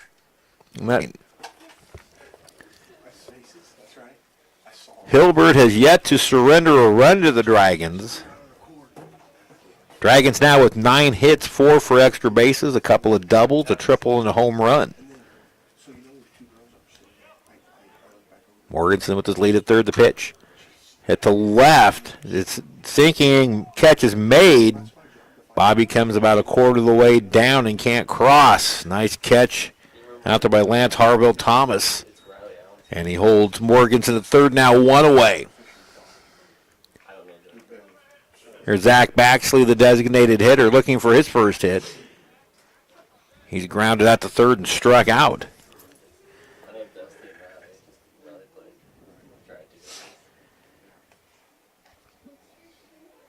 Baxley would love to pick up his 5th RBI of the year. First pitch swinging, he may have done so, hit to right center field. Angle and Taylor both, and it drops in between them for a hit. Baxley already at second. Now Baxley's trying for third, and he's in safely with an RBI triple. He never stopped out of the box. That's a hustle triple. Drives in Morganson, and the Dragons lead at 8-4. For Zach Baxley, that is already triple number 2. And out of his 6 hits, 5 have gone for extra bases, a double, 2 triples, and 2 home runs. Now Scott Wolverton, RBI opportunity, takes a hitter at ball 1. So the Dragons finally get a run across Hobart.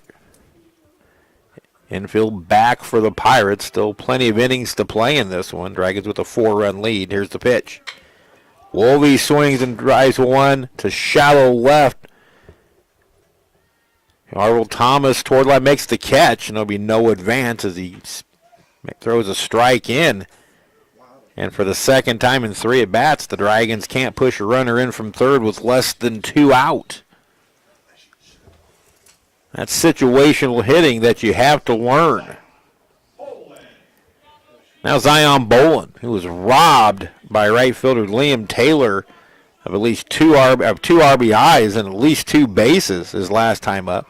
A slicing fly ball down the right field line that Taylor dove and made the catch on. Hilbert misses outside, ball 1 to Bolin. Bolin has reached on an error and scored, and of course the aforementioned fly out to right. Goes to right again. This has got a chance. Taylor looking up at the wall. It's gone. 2-run home run for Zion Bolin, and the Dragons retake a 6-run lead. It is now 10-4. Zion Bolin with his first career home run. Opposite field shot. Baxley scores ahead of him. 3 runs come across in the inning. 2 triples and a home run by Bolin. And now Ryan Moritz, who's 2 for 2. RBI single and a run scored in the first and a leadoff double in the third. So the Dragons now lead at 10-4. Pitch in the dirt to Moritz.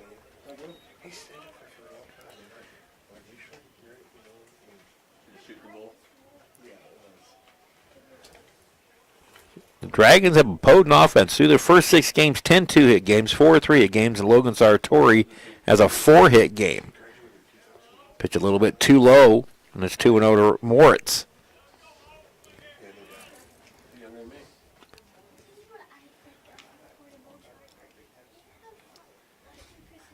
The pitch. Foul back. Good swing. So now Morganson has reached base in all 7 games. Zion Bolin has reached base in all 7 games. Wyatt Divis has reached base in all 7 games. Zach Baxley has reached base in 5 of the 7. He hasn't played at all of them. Sartori has. Big cut and a miss, and it's 2-2. Dragons coming into the afternoon hitting .321. Had scored 49 runs in the first 6 games, and they've already scored 10 here.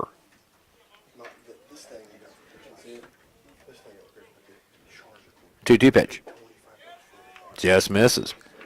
So in 4 games now against Independence, and again, this is only the 4th time these two teams have ever met, whether it be regular season or postseason. Hutchinson has scored 23, 16, and 16. 5 on the left field line, hooking toward the line, but it's going to land foul. So 23, 39, 55.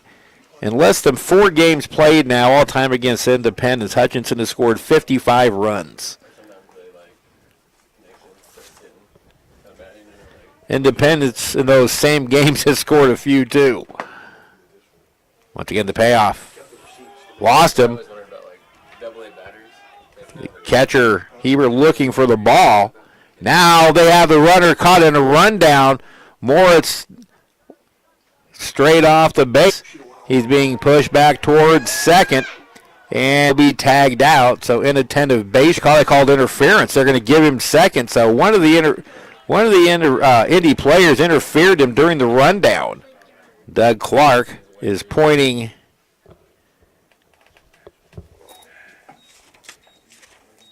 at first baseman Tyler Benj.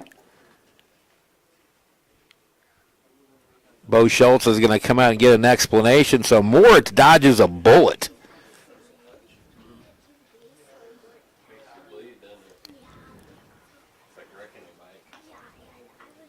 The ball got away from the catcher, Hebert. He couldn't find it. The dugout was yelling at Moritz to go, go, go. Moritz made a very nonchalant turn around first, and Hebert threw behind him. Thus came the rundown. Then during the rundown, Clark spotted interference on first baseman Tyler Benj. So Moritz, instead of being tagged out, is awarded second base.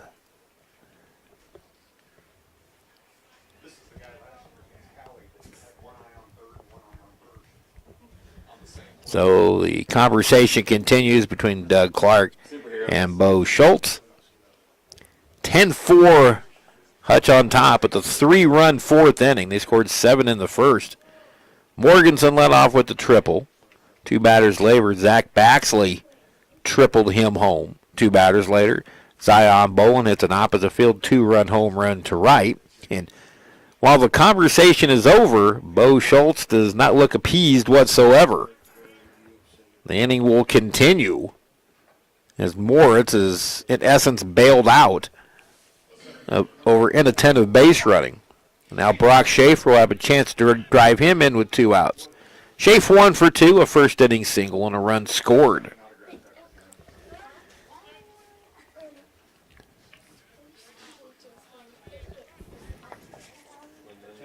Bryce Gilbert, the right-hander, throwing first pitch swinging by Schaefer, and it's pulled foul. That the 50th pitch of this initial outing for Cody Hilbert. Dragons now 10 runs, 11 hits, 1 error. Independence 4 runs, 7 hits, 1 error. And those are totals through not even 4 complete innings. The 0-1 hit hard but foul, and it's 0-2 to Schaefer.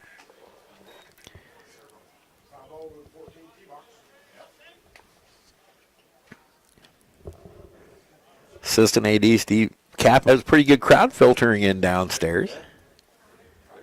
Good to see on opening day, on this very windy Sunday afternoon. Temperatures in the high 50s, the pitch. Schaefer wafts it foul out of play to the left, where the bullpen guys makes the catch. Doesn't count though for Independence, and Schaefer's still alive at 0-2. Hobart-Detter Field celebrating his 90th birthday this year. The grand old ballpark. I have spent many a summer over the last 23, spring and summer over the last 23 in this press box. Schaefer hits one to center field, drifting but Stangle. He's at the track, looks up, and it's gone! Initially, Angle looked like he had a beat on it, then took off toward the wall, and it clears the center field wall. It's 12-4. Schaefer with his first home run of the year. his second career home run. And how big is that interference call now from Ryan Moritz? Independence thought this inning was over. And then after the interference was called, Brock Schaefer hits a 2-run home run to make it 12-4 now. And Wyatt Divis hits for the 4th time in as many innings and takes low ball 1. Div 2 for 3. Both hits and all 3 RBIs coming in the first inning. A 7-run first. Strike at the knees, and it's 1-1.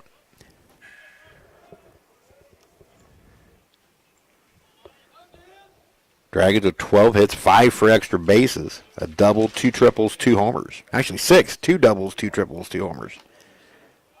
Div fooled on a breaking pitch, 2. Wyatt Divis has the ability to look bad on one pitch and just obliterate the very next pitch. Saw it so many times this freshman year. Slider away, 2-2 to Divis. I always like giving Div a hard time being from Lincoln Northeast High School. There's actually nothing wrong with Lincoln Northeast High School, but it's fun to pick on Div. 2-2 pitch, breaking pitch, just misses. I think Div was ready to walk back to the dugout, but he's alive with a full count.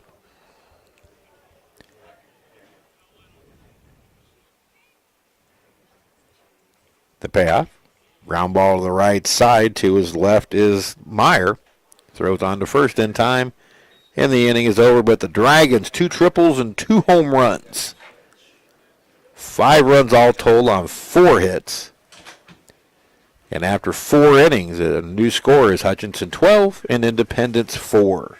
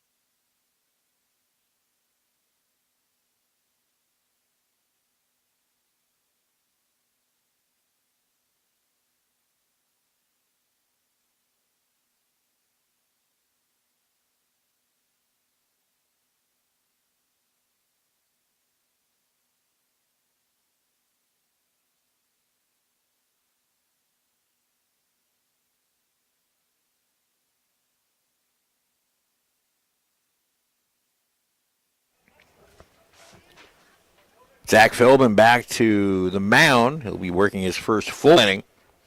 He'll face Lance Harville Thomas, Hunter Chason, and the catcher Rustin Hilbert here in the top of the 5th. Hutchinson leading 12-4. Ball 1 to Harville Thomas, who's 0 for 1. Ground ball right back to Philbin. Fields it clean. Underhand flips to Morganson, 1 away. That ball was a shot right at the midsection of Philbin. He had the glove right there to field it.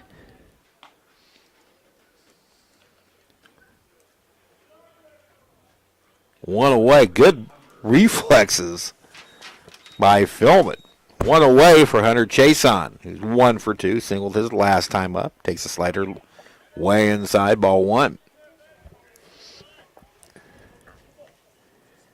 Our next Blue Dragon Sports Network baseball lens comes to town. There's a strike. Got to look at that schedule. Not sure if Denny or I will have that broadcast, but we will have them on. High fly ball down the right field line, hooking foul. Morganson runs out of room as it lands in the Indy dugout, or in the Indy bullpen.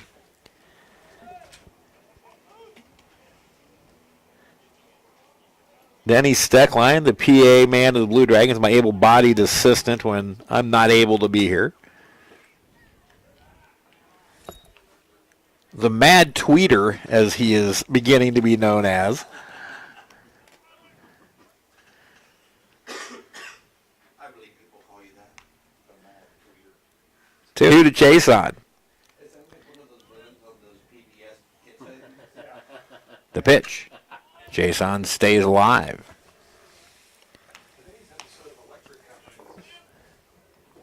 If there is ever a tweet about somebody flinching in the press box or base coach Jamel Cervantes flubbing up another fielded foul ball, swing and a miss, strike 3. Philbin gets the strikeout. If it's one of those tweets, I'm watching the current cartoons right now. that is usually Denny Steckline. I can tell you. I can 2 tell up, you- 2 down They're not dead. for Philbin, and he'll face Rustin Hebert, the catcher. He has struck out twice, once swinging, once looking. Those of you new to the broadcast, we get off on a tangent or two up here in the press box. That pitch misses upstairs. Denny and I have seen more baseball games combined than maybe we care to think about. We do love the game. There's a swing and a foul ball. 1-1 the count to Philbin, so with somebody, it's usually Denny in the press box. Denny will do color even without a headset. The 1-1 from Philbin. Lifted to left and shallow. 3 players converge and it drops in front of Divis, and then he overruns the ball and it turns into a 2-out double for Hebert.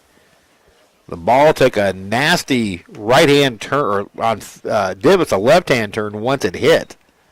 He was playing deep with the wind, so really no fault of his. So it's a 2-out double for Hebert. The 8th hit of the game for the Pirates. The 2nd for extra bases, and that'll bring up Liam Taylor, the right fielder.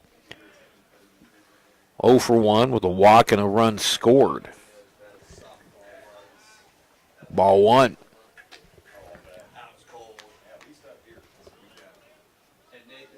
Dragons about hitting Independence 12-8. I was fully weathered and cold, so he had to be so much worse. Here's the 1-0. Ground ball right to Ned Bennett short. This one outfielded on a big hop. Pours it across in time, and the inning is over. So Philbin works around the 2-out double by Taylor. Halfway home here at Hobart-Detter Field, home opener 2018. It's the Blue Dragons 12 and the Pirates 4.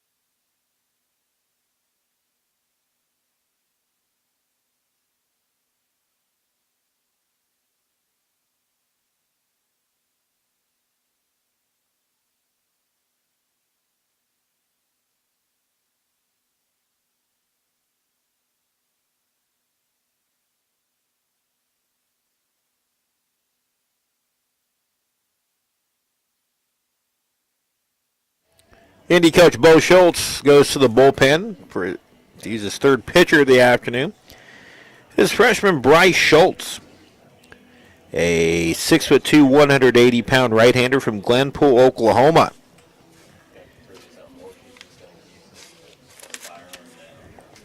The numbers on Gilbert on for the 3rd time. 2/3 of an inning, no record, a 67.50 ERA. 6 hits, 5 earned runs in 2/3 of an inning, 1 walk. He's also given up a home run. Logan Sartori, Bobby Morganson, and Dylan Nedved here in the Dragon 5th. The Dragons with 3 home runs. That's now 15 allowed by Independence pitching so far this year. 12 total hits for Hutchinson, 3 home runs, 2 triples, 2 doubles. That's ball 1 to Sartori, who's 1 for 3. Just missed a home run in the first. Pitch taken upstairs, 2-0. Sorry? How many of our 12 are extra bases? 7. 2, 2, and 3. Pretty good ratio.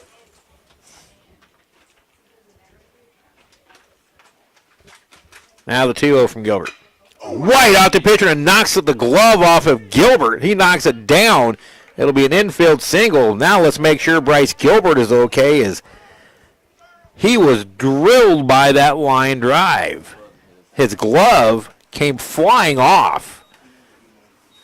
He appears to be okay. Bo Schultz not going to go out and check on him. He's waving everybody off, but holy smoke. Sartori line drive, the 13th hit of the game for Hutchinson. Here's Bobby Morganson working on a 3-hit game, 2 singles and a triple. 2 runs scored, 1 driven in. Pitch outside.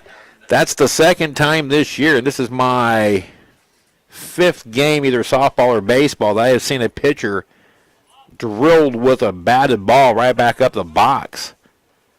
Hutch pitcher DJ Cannon took one right off the leg. She's okay. And looks like Gilbert is as well, as he's continuing. He makes a move over to first. Back in safely as Sartori.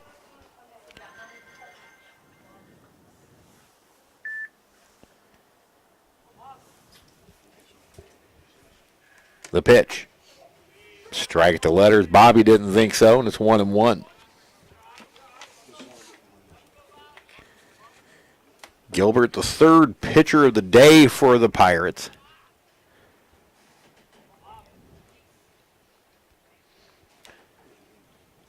The pitch. Great breaking pitch from Gilbert. Drops off the inside corner, and it's 1-2.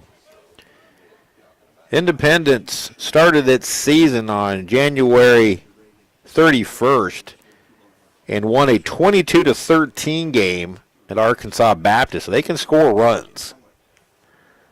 The 1-2 runner goes, grounded up the middle. Second baseman will get to it. The only play will be to first,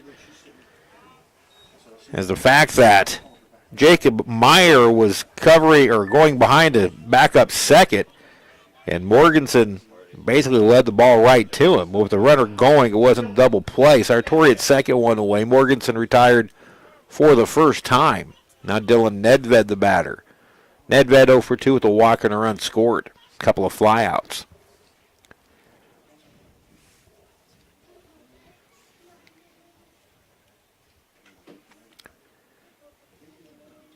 The pitch. Swinging a foul ball. When a pitcher releases, remember the pitching rubber is 60 feet 6 inches away from home plate. When a baseball pitcher releases, he'll be at about 55, 57 feet. You have a little bit of reaction time. Okay, when you have a softball, 43 feet. Your release point, you're about 39 or 40. Nedved swings and popped into foul territory, and the first baseman, Benj, makes play, tagging and going to third. Heads up play to Sartori, so Nedved pops out in foul territory. Sartori moves up, as when he made the catch, Benj was off balance. So heads up base running by Sartori, and now we're going to have to be Riley Metzger.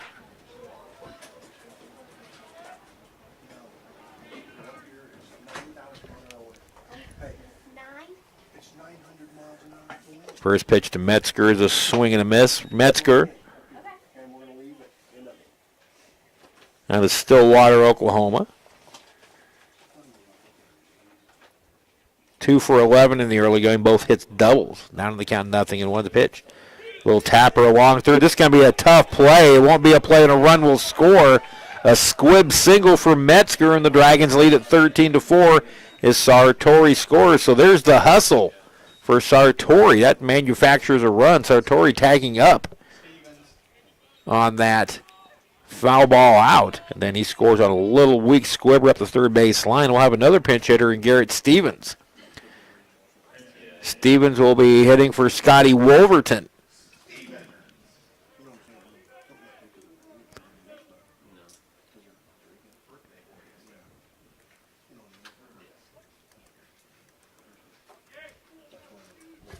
Sure, Garrett will stay in the game to catch. Dragons out with a 13-4 lead. The pitch taken upstairs, ball 1.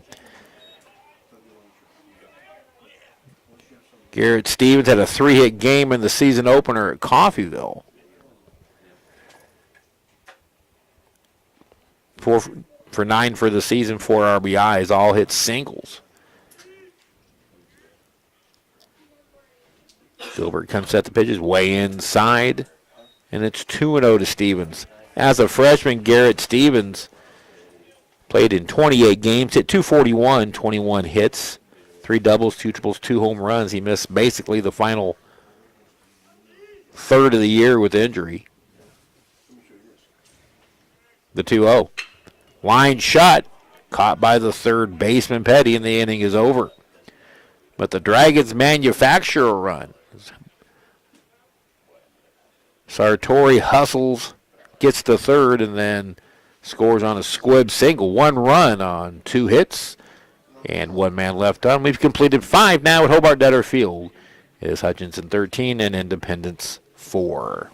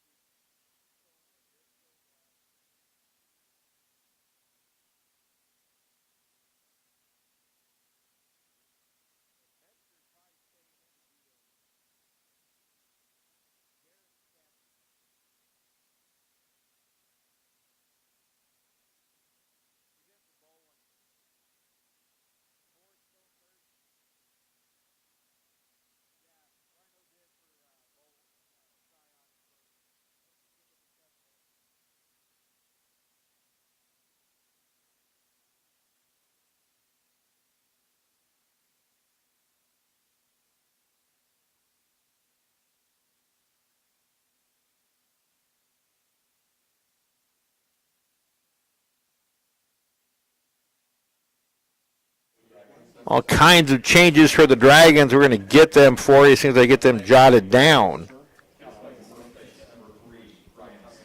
Ryan Steckline in at first base. He'll be batting in the 6th spot for Zion Bolin.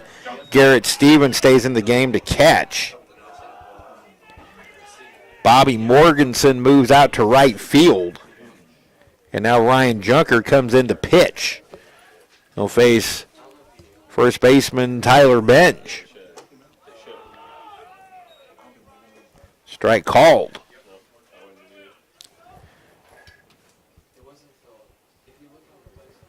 So Ryan Junker, the sophomore out of Lincoln, Nebraska, and originally a UNK pitcher. Pitch in the dirt. Junker making his first appearance of the 2018 season. Pitched in 13 games last year, started 4-2-3 with a 6.82 ERA. 35 hits, 32 runs, 23 earned, 25 strikeouts, 16 walks in 30 and a third innings. Now 2-1 to Benj.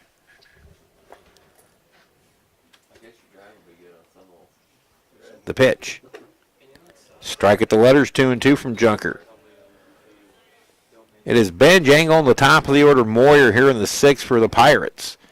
Benj 1 for 2. He's been on base twice, reached on an error, and scored in the 4th. Junker's 2-2. Went around. Stevens makes the tag. 1 away here in the 6th.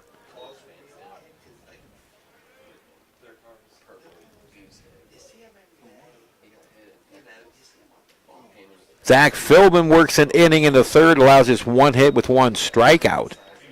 Gage Wall, the first relief pitcher, 2/3 of an inning, one hit, 2 runs, both unearned with 1 walk. Miguel Reyes worked the first 3, allowed 2 runs, 6 hits, struck out 6. Now Ryan Junker works against Braden, and Angle pulls one foul. Angle 0 for 2. A strikeout in the second, went down looking, and an RBI ground out in the fourth. Dragons have now out hit Indy 14-8. Here's the pitch. Ground ball right side, and it'll get through for the 9th hit of the game. Engel has his first hit and is back to the top of the order.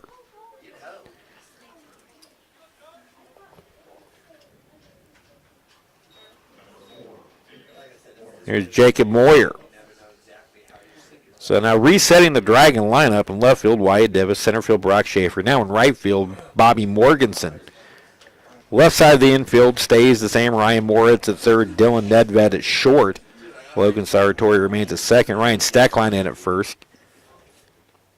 Stevens back behind the plate, and Ryan Junker on the mound. Ball 1 to Moyer.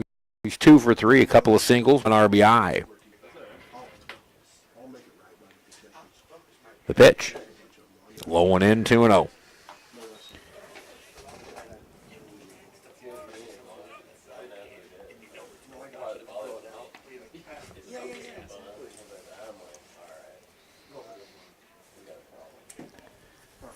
Dragons leading 13-4, top of the 6th. The pitch. Over for a strike, 2-1.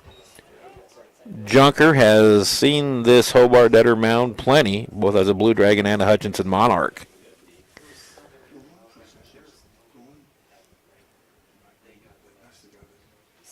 Made his way into the weekend rotation last year. Moved over to first, back in safely as Angle. Independence this year. Just 3 out of 5 in stolen bases.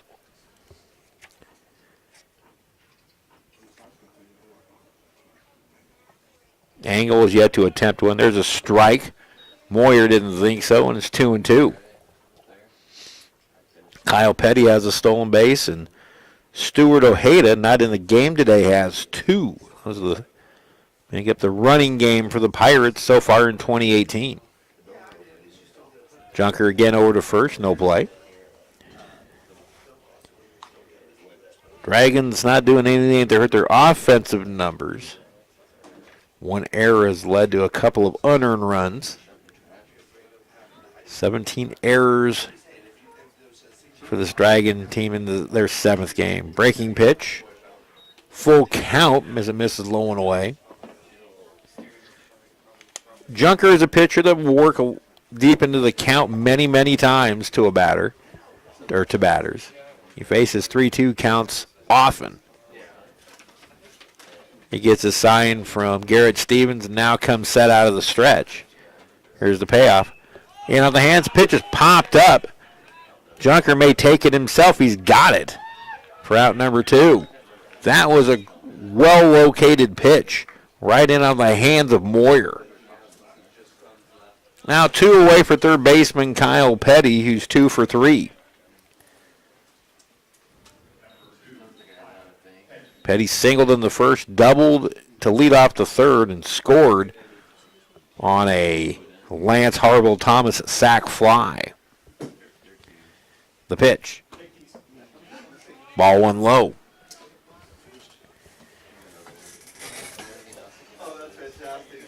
The Dragons will open their conference season against Colby, and the conference season has changed this year. The pitch. Ground ball sharply hit. Nedved has it, goes to Sartori at second for the fourth, and the inning is over. We'll tell you about the conference season coming up in the next half inning. No runs a hit, 1 left. We've completed 5.5 at Hobart-Detter Field. Dragons 13 and the Pirates 4.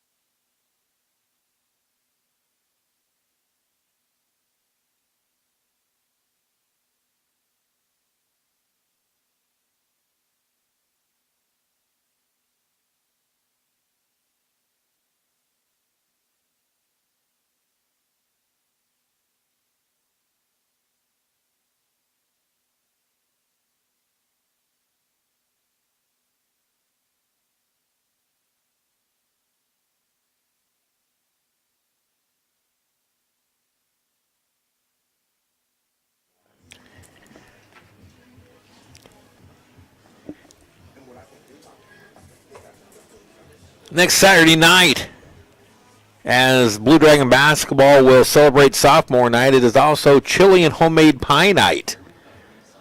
Come on out to the sports arena as the Blue Dragons take on Independence in two very meaningful basketball games, and at the same time, eat plenty of chili and homemade pie. That starts at 4:45. If you would like to donate a pie or two, please call Julie Renault at the Blue Dragon Athletic Office, 665-3530, and let her know you'll be bringing a pie to the sports arena to help out Blue Dragon Athletics. Again, that's a chili and pie feed this Saturday night, February 24th at the sports arena as the Blue Dragons take on the Independence Pirates. Here at Blue Dragon Baseball Independence in Hutchinson. There's a little blooper to the second baseman, Jacob Moyer, off the bat of Ryan Steckline, who's retired. Steckline came into the game as a defensive replacement the last half inning to play first base. He pops out one away for third baseman Ryan Moritz. Moritz 2 for 2, single, double, a walk, 2 runs scored, and an RBI. The pitch. Outside ball 1. Dragons have 3 home runs in the game. A solo home run by Divis. 2-run shot by Zion Bolin. And Brock Schaefer has also left the yard. The pitch. Outside for a ball. 2-0. 14 hits in the game for Hutchinson. Half of them have been for extra bases.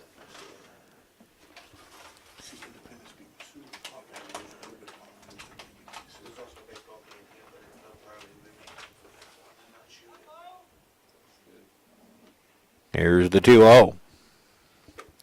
Way outside, 3-0.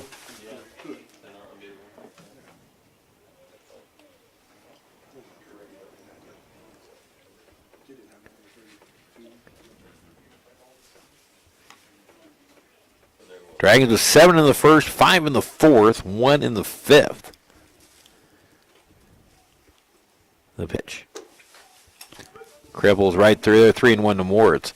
Out of all the runs, I think Ryan Schmidt will be most happy with that 5th inning run because it took hustle and desire to do so on the part of Logan Sartori, who tagged from second and went to third on a short foul out on the right side. The pitch is low and in, and Moritz draws a walk for the second time.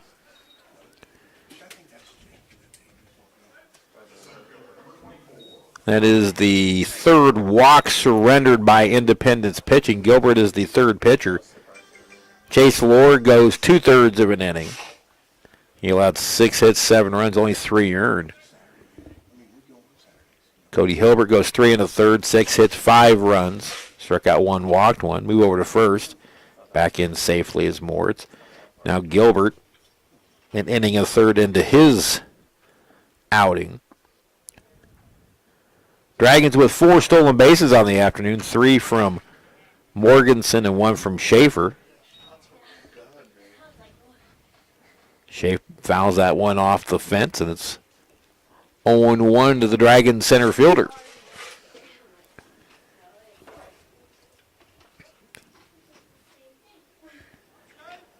Moritz a safe lead over at first. Gilbert comes set. Now delivers. Upstairs for a ball, 1-1. Talking about the conference season. The past several years, the conference season consisted of a 4-game series on Saturday, Sunday, doubleheaders each day. The pitch. Breaking pitch is away, and it's 2-1 to Schaefer. The Jayhawk West coaches decided to change the format up a little bit this year. They'll play 2 games, the first 2 games, a doubleheader at one site on a Thursday, off day on Friday. They think that the schedule will change, and the Jayhawk East has used this for the last several years. They have much shorter distances to travel than the Jayhawk West teams do. I think it'll improve the play of the game, and it will. Usually it's game 4 has got to be pretty wild because the first 3 games, if you didn't go deep with your starters, the bullpen would be taxed and wasted, and you get a lot of 16-15 type games.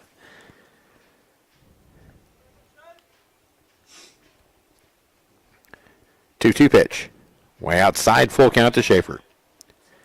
That part, the pitchers will benefit because the bullpens will not have a day to rest before they have to gear up again against the same batters that they faced the day before. Lolly's off a pitch outside, and it's a one-out walk. Moritz takes second. That's now back-to-back walks issued by Gilbert. And Rustin Hebert goes out and talks to his pitcher as it's back to the top of the order and Wyatt Divis. Divis' first at bat when he stepped up. The Dragons were trailing 1-0. He took care of that with one swing. A solo home run to left center field. He hit twice in that inning and drove in two more with a single. That made it 7-1 at that time. The Dragons have not looked back since. And he cut it to 7-4 before the Hutchinson Blue Dragons exploded for 5 runs in the fourth. So Moritz at second, Schaefer at first, one out here in the sixth. The pitch to Divis. Laid on a fastball, 0-1.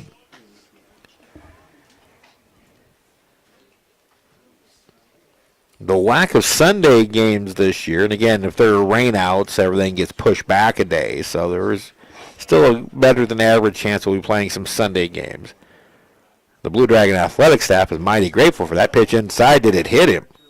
Didn't react like it did. And it's 1-1 to the sophomore from Lincoln, Nebraska.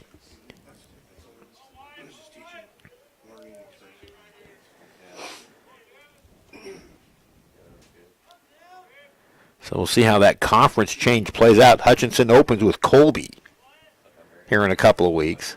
The pitch. Foul tipped into the glove of Hebert, and it's 1-2.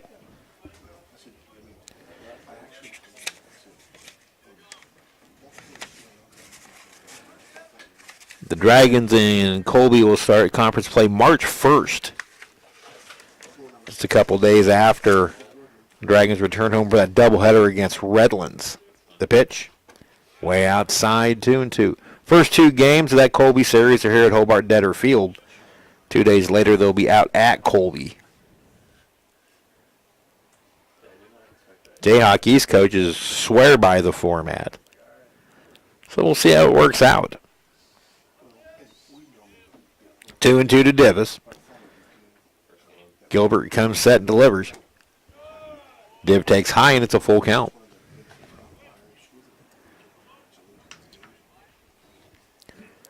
The old format, when newly enshrined Hall of Famer Tim Olson played here in the late 90s, they had doubleheaders scattered all over the place. 3 conference doubleheaders in a week.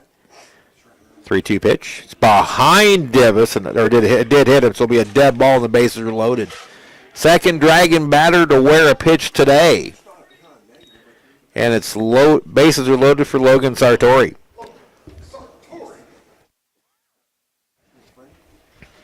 Back when Tim Olson played, 3 conference doubleheaders a week, no midweek games, non-conference, because you're still playing conference games. If you were home on a Saturday, you were on the road on a Sunday, and vice versa. That was always a mess. And nobody could really ever get a gauge on the conference season. The pitch to Sartori, taken for strike one. Logan has doubled, blown out twice, and singled, and scored 2 runs. Moritz at third, Schaefer at second, Divis at first. The Dragons looking to push this beyond their 9-run lead. The pitch. Chased one out of the zone. Actually got a piece of it. And it's 0-2. Sartori was swinging for the downs.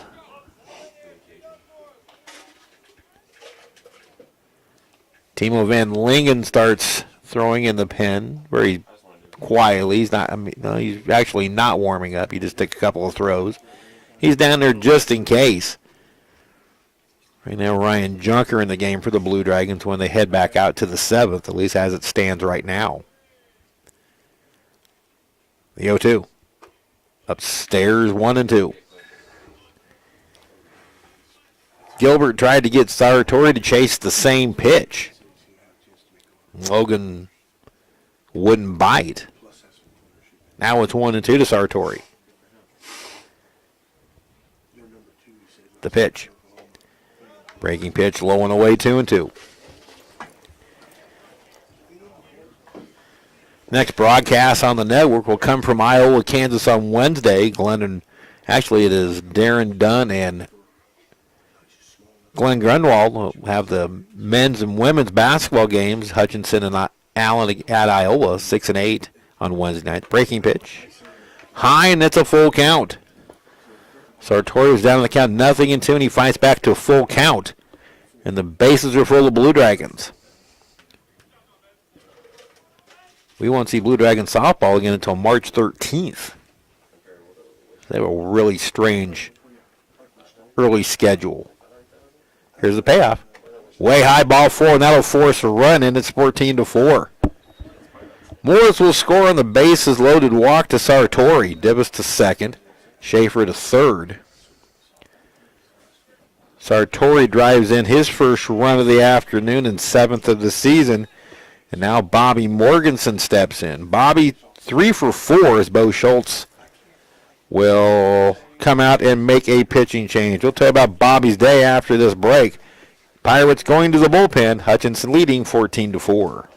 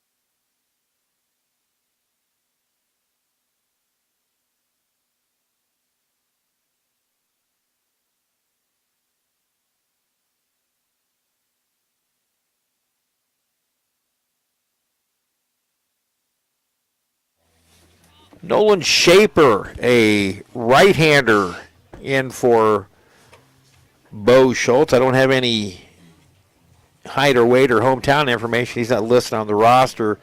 That was on the Jayhawk Conference website. And it appears that he is also making his Independence debut. No pitching stats through the first 8 games on him. Tall, lanky right-hander. He comes into the game in a very tough situation.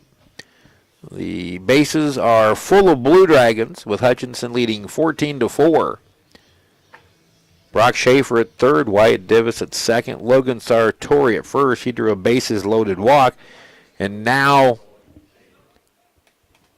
Schaefer will face Bobby Morganson, who's working on a 3-hit day. 3 for 4.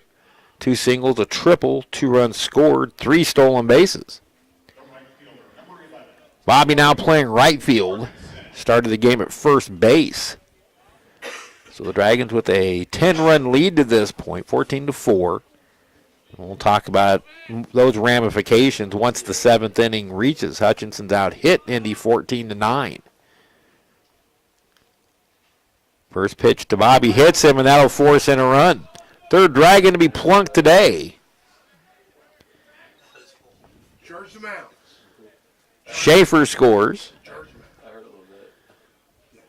He's a fastball right off the thigh. He's got it.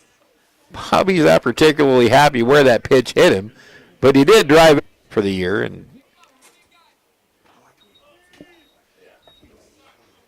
We have a pinch hitter in Crit Williams. He'll take over at shortstop. Crit hits one to the right side. Or they go to second for one. Of course, now another one's going to try to score in safely. 2-run score. And Sartori once again showing that hustle, scoring from second on a slow hit ground ball.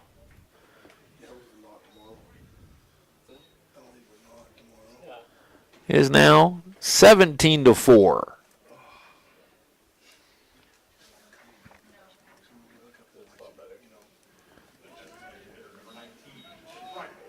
Riley Metzger, the designated hitter, he pinch hit for Zach Baxley.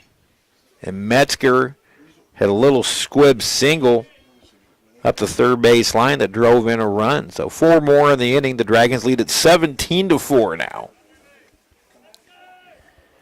And Independence is going to have to score at least 4 runs in the 7th to keep this game going. Ball 1 to Riley.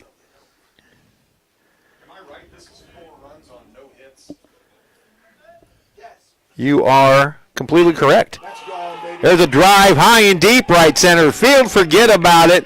That's the first hit of the inning, and the Dragons now have 6 runs scored off just 1 hit and lead at 19-4.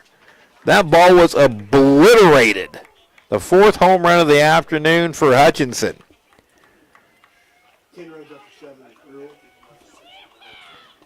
Riley Metzger with his first career Blue Dragon home run.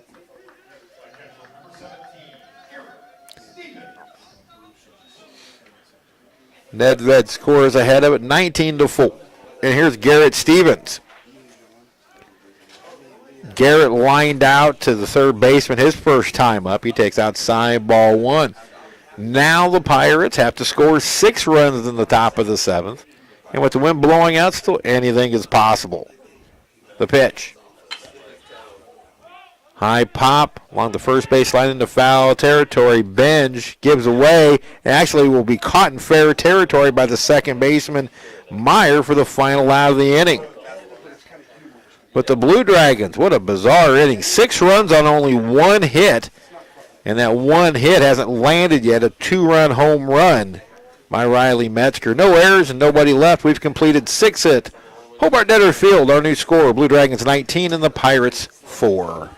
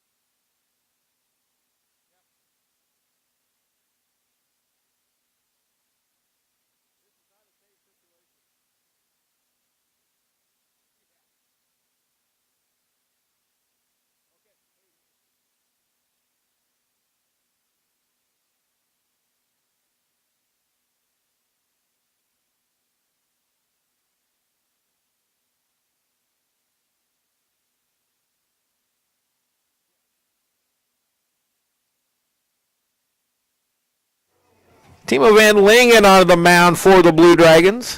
Stake to a 19-4 lead as we head to the top of the 7th. Steve Carpenter with you. Timo, a redshirt sophomore, 6'2", 220 pounds, out of the Netherlands. Timo making his second appearance. He's thrown just 1 inning, no record, and a 9.0 ERA. 1 hit, 1 run, with 1 strikeout and 1 walk.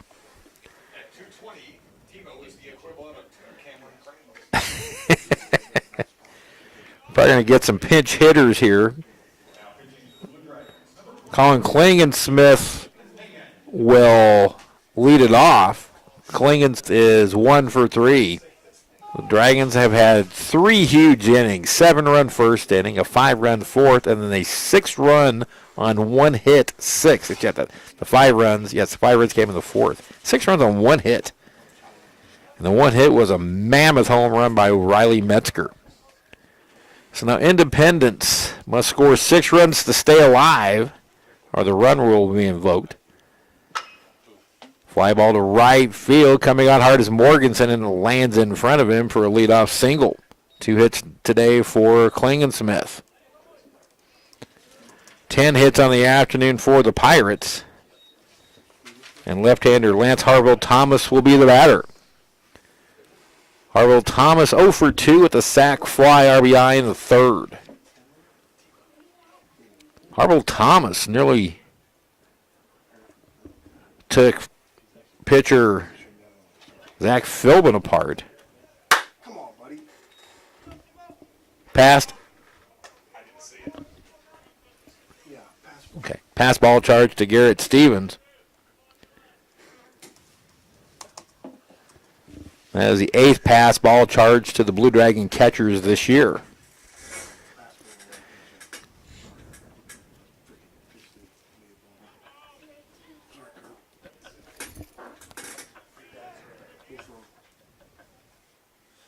The pitch.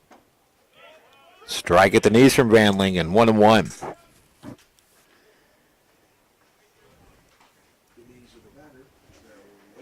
Good to see Timo finally getting a chance to throw. He's a redshirt sophomore. Pitch taken outside for ball, 2-1.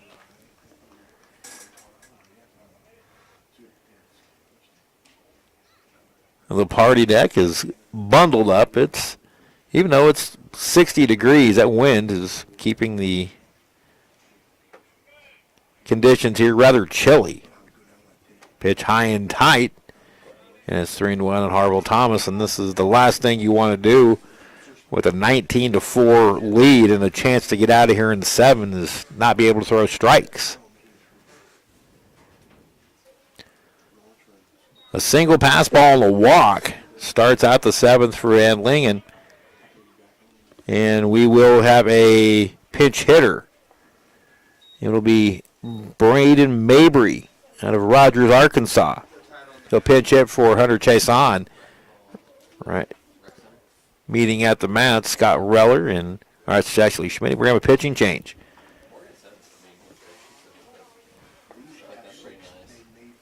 So the call of the bullpen's being made. We'll tell you about a pitcher after this break.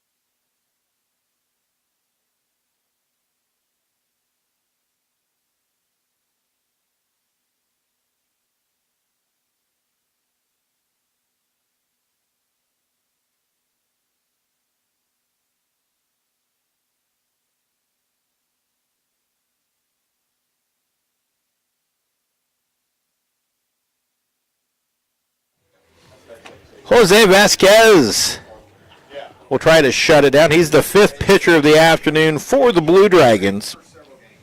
Vasquez, a 6'4", 185-pound sophomore out of the Bronx, James Monroe High School, making his first appearance of the year. Vasquez pitched in 4 games as a freshman, 2 1/3 innings.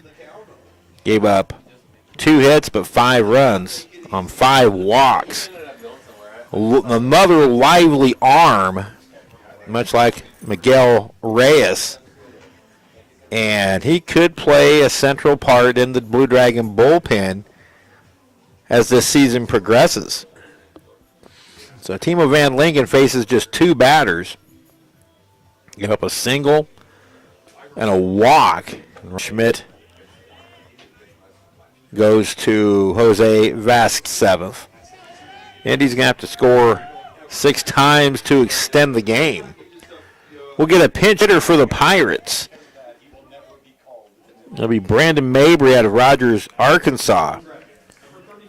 Mabry has some pop, and he was putting on a display here in BP with several shots over the scoreboard.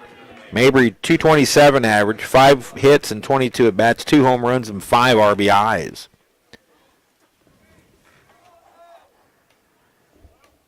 So it is Vasquez against Mabry. 2-1, nobody out here in the 7th. The pitch.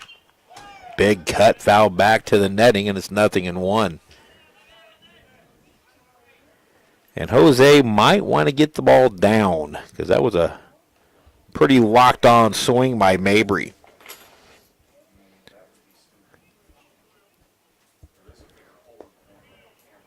Here's the pitch. Another good fat. That was near. That was put into this brand new netting by a entity that does not belong to Hutchinson Community College or the city of Hutchinson. It was the NAIA. 2-2 pitch. Ooh, just missed. 1-2 the count. This is a brand new netting that was put in just after the Blue Dragon season last year and before a game was ever played. The NAI had their regional here, and their camera crews cut a hole into the net. I summarily went nuts the day I saw that out here. Pitch in the dirt, 2-2. So now my camera crew will live in fear for the remaining time this net is up, thinking that ball was going to come right through that hole. And there will be one that comes through there, I guarantee it.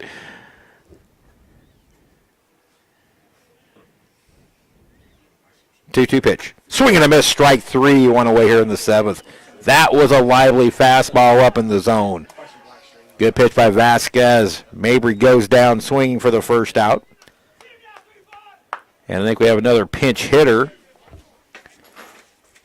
It will be Marcus Crawford, a freshman from Neosho, Missouri. He'll be pinch hitting for Hebert, the catcher.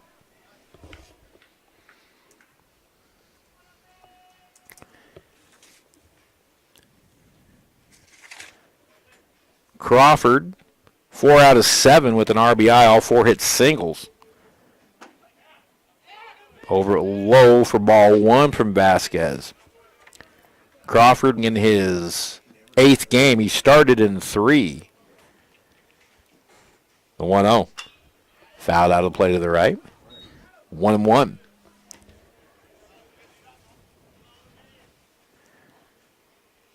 Dragons looking for their 4th win of the season.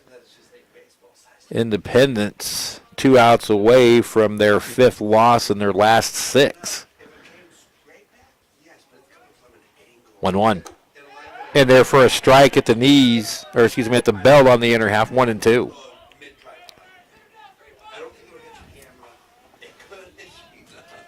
Shockers up 53-46. 13-45. Jose comes set, now steps off quickly. Independence 15-10. 3 huge innings. The 1-2. Pitch in the dirt. Good stop by Stevens. That keeps the runners. Is Chloe going to make any appearances, or is she still looking for the keys to the batter's box? Klingensmith at second. Hartwell Thomas at first.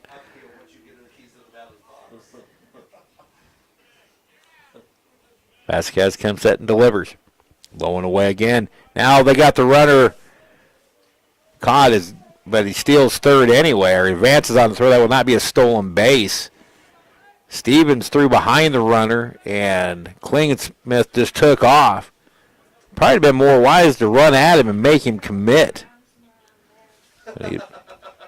Delayed steal. So it's first and third one, a full count on Crawford. Loaded. Bases are loaded now for the right fielder, and we'll make sure it is Liam Taylor. It is. So Taylor steps in for his fourth plate appearance. He has grounded out, walked and scored, and grounded out nothing for two.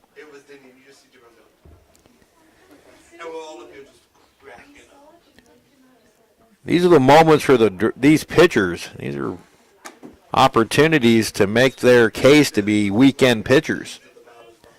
Consistency is needed. Ball one high from Vasquez. The pitch. Fastball to the east, 1-1. Dragons have hit 4 home runs. Of their 15 hits, 8 have been for extra bases. 1-1. Lifted to right. Morganson drifting back now to his right. Missed the catch. Tagging from third is the runner to score to make it 19-5. That's Klingensmith. But there's now 2 away. Klingensmith scores.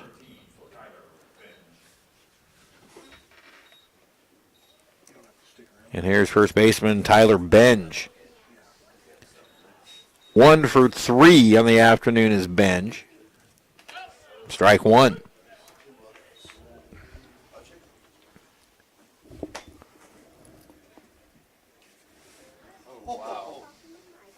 What do we got?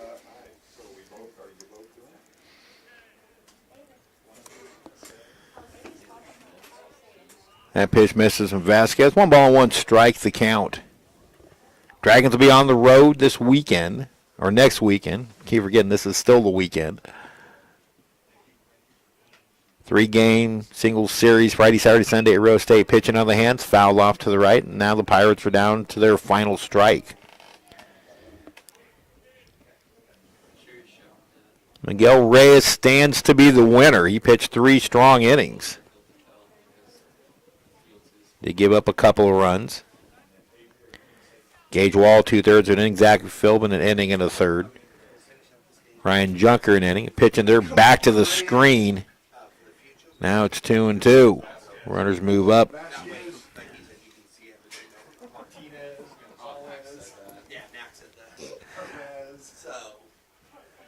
So that takes the force off.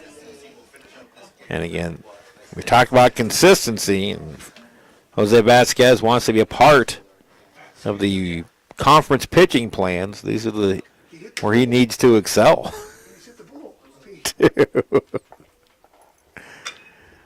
High chopper along third, charging Moritz. He fields, and there will be no play. Now they may have the runner caught off the bag, and they do. Heads up play by Ryan Moritz, throwing behind him to Dylan Nedved, and that's the final out of the ball game. Your final score will be 19-6. The Blue Dragons get the victory. Now we're going to make sure that we're still, because the Independent Pirates are going out. Whatever happened to the run rules? Pirates are going back out. We're going to continue to play. So evidently the run rules no longer exist, and I don't ever remember those getting voted out. But we're going to continue to play. 19-6 after 7. This is Blue Dragon Baseball.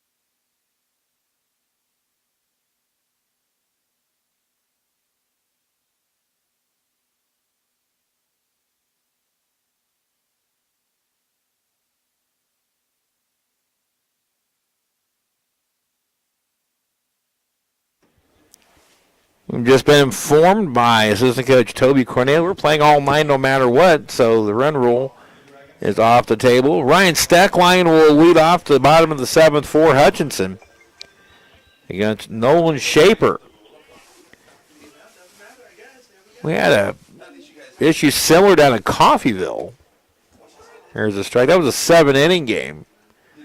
And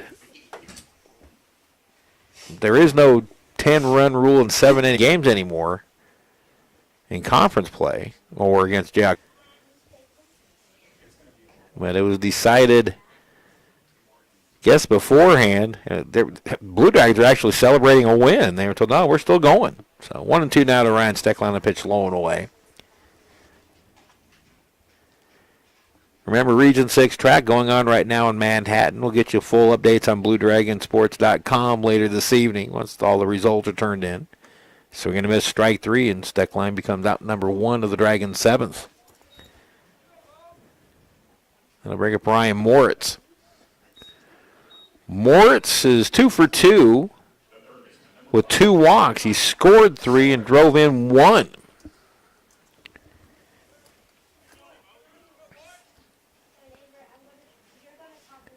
We're all excited up here in the press box, about ready to wrap this one up, and no, we're going to keep going. Ball 1 to Moritz.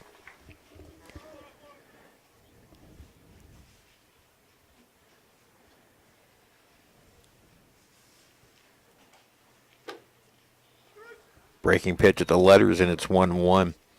Understand, former Blue Dragon All-American shortstop Shane Cooper listening in this afternoon. Draftee of the Tigers organization. It's a strike to Moritz. And it's 1-2.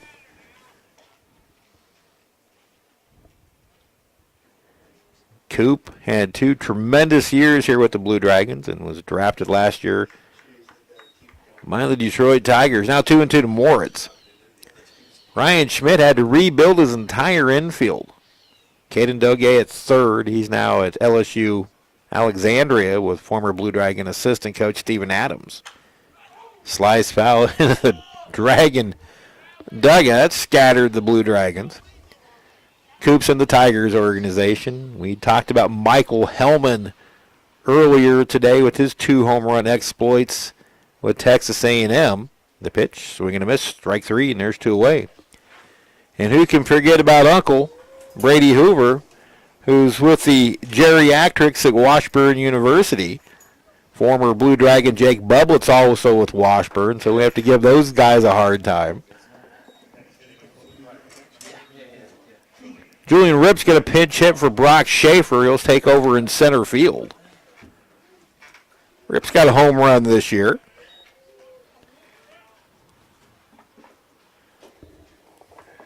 Julian 2 for 9, a double, a home run, and 3 RBIs.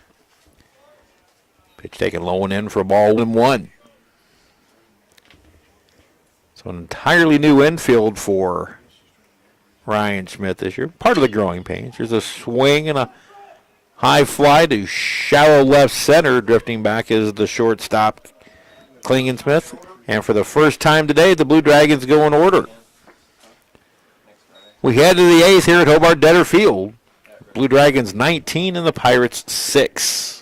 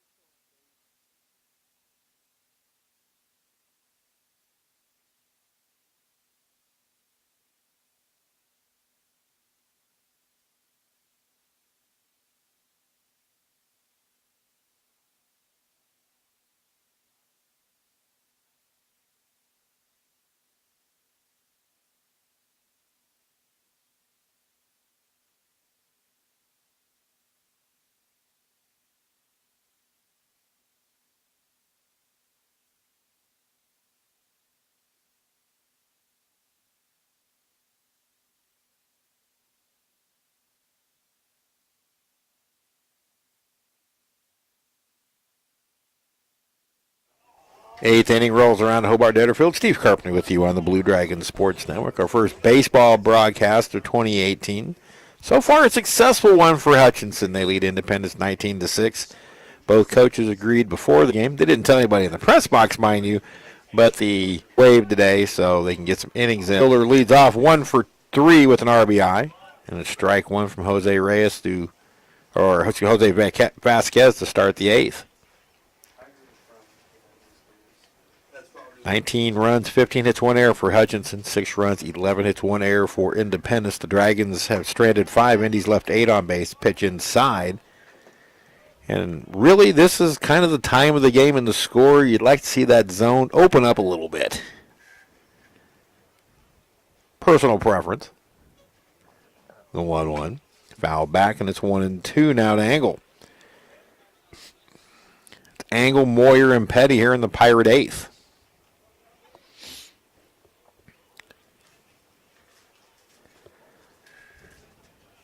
The 19 runs scored today are the second most runs scored ever in series history with Indy. There's a foul tip into the glove of Stevens, caught for a strikeout. There's one away. Second strikeout for Vasquez. Now back to the top of the order.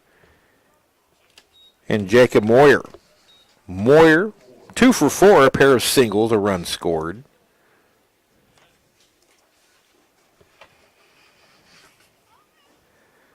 Big righty into the wind. Misses low for ball 1.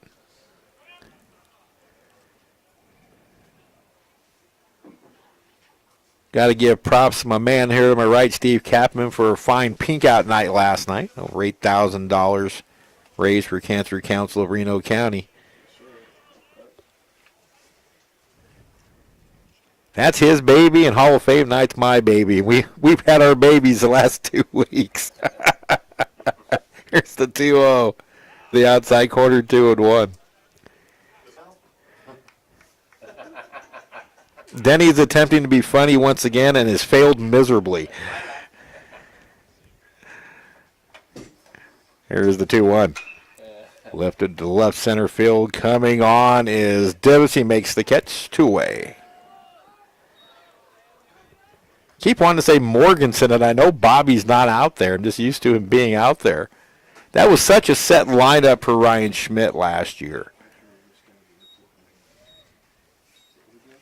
Wolverton at catcher, Doge at third, Coop at short, Hellman at second, Brady at first, Hoover, Morganson in left, Hackle in center, and Schaefer in right. That was the Blue Dragon lineup last year. Strike 1 to Kyle Petty. 2 for 4 now is Petty. Single and a double.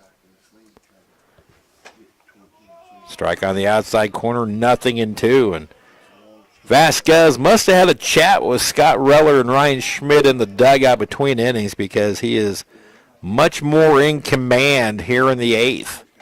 He allowed a couple of runs in the 7th.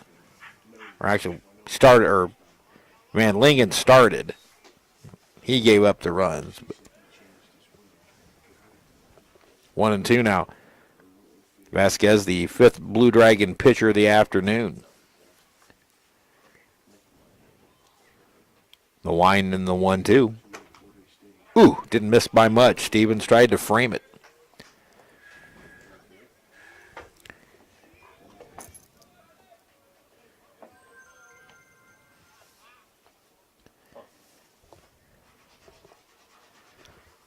The pitch. Off the leg of Vasquez. Fielded by Morse, but there will be no play. It'll be an infield single. Jose looks like he's okay. It's the second pitcher to be hit with a line drive today. Have we retired them in order today? No. I think so. Now Klingon-Smith. Colin Klingon-Smith singled and scored his last time up. He's 2 for 4. Help will get a pinch hitter. Thank you, Denny. It will be Stuart Ojeda. Ojeda's got a couple of stolen bases.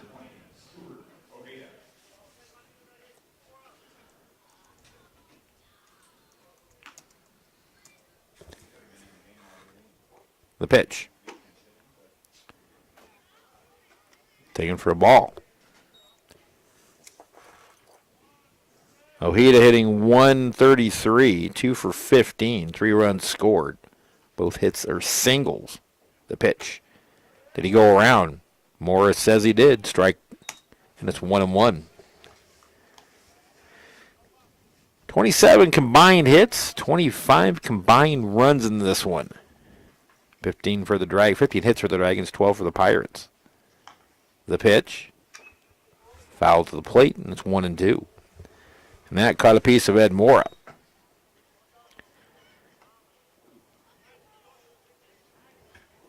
Eddie down on one knee. We hope he's okay. Doug Clark's going to come in and check on his partner. Coolish day with the wind blowing. That does not feel good. Blowing? Blowing? Blowing? It's blustering.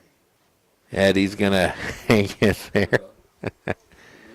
Eddie worked a game here last year where his partner leave the game with a concussion, and Ed was working single crew behind the plate. So we don't want to see that again. 1-2 the count to Ojeda.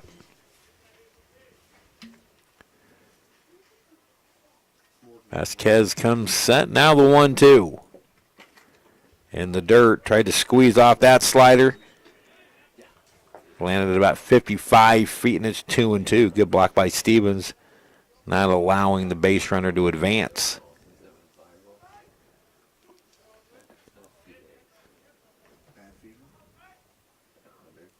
Here's the 2-2.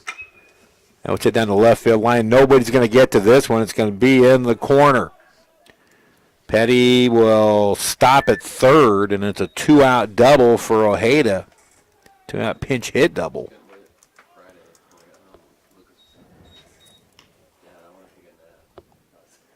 Now left fielder Lance Harville Thomas will be the batter.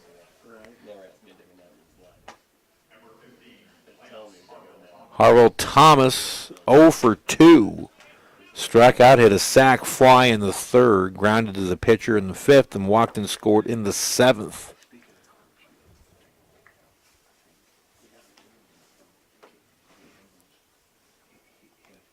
The pitch. It's a big hack and a miss for strike one.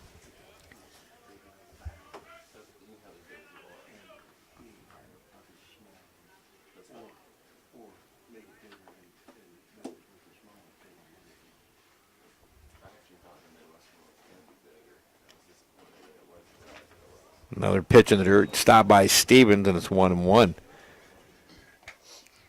You heard, if you were with us at the pregame show with Ryan Smith, he talked about pitch execution. As a whole, the Dragon pitching staff is struggling with pitch execution, being consistent, throwing multiple pitches for strikes. That pitch taken a little bit low for a ball, and it's 2-1 to Harville Thomas.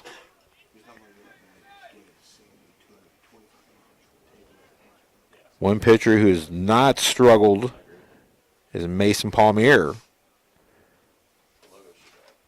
Pitch high tight. And that one gets past Stevens and allow a run to score. Be a pass ball.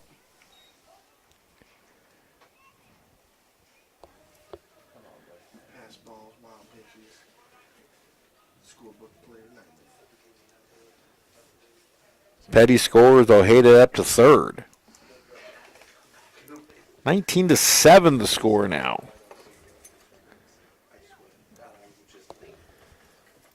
So all this has started with 2 out. Now the 3-1. Lifted to center field, pretty well hit. Rip at the fence, and it's gone. 2-run home run for Lance Harville Thomas. And the Dragon lead now cut to 19-9.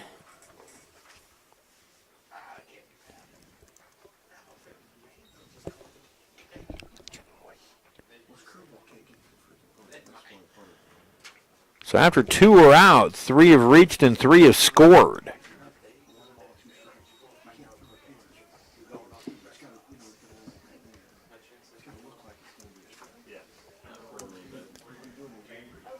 Brandon Mabry will be the batter. He pinch hit and is now the designated hitter. He got some pop. First pitch swinging, and he pops it up on the left side. Morris and Nedved. Moritz takes the charge and makes the catch. And the inning is over. Indy comes up with 3 in the inning. The 2-run home run by Harville Thomas, the big blow. We head to the bottom of the 8th inning. Dragons now lead Independence 19-9.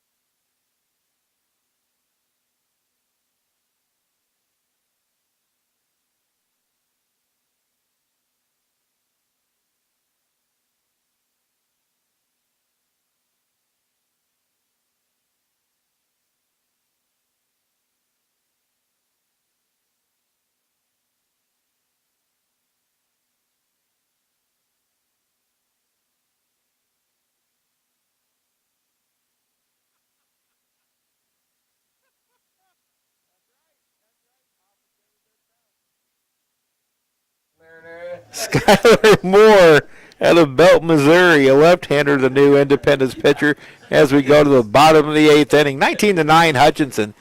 Independence has scored the last 5 runs unanswered.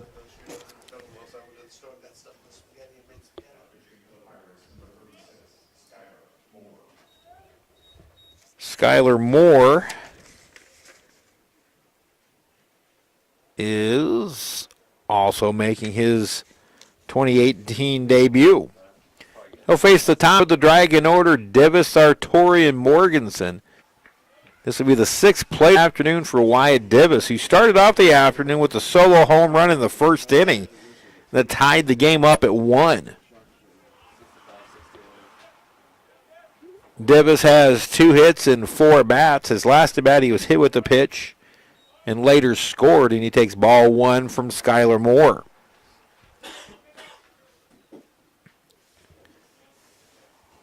A lot of pitches in this one. Again, the run rule was waived by the coaches. No midweek games. There's a strike to deposit the letters, and it's 1-1. Run rule was waived by head coach Ryan Schmidt of the Blue Dragons and Indy head coach Bo Schultz. 1-1. Off the plate, wide, 2 balls and 1 strike.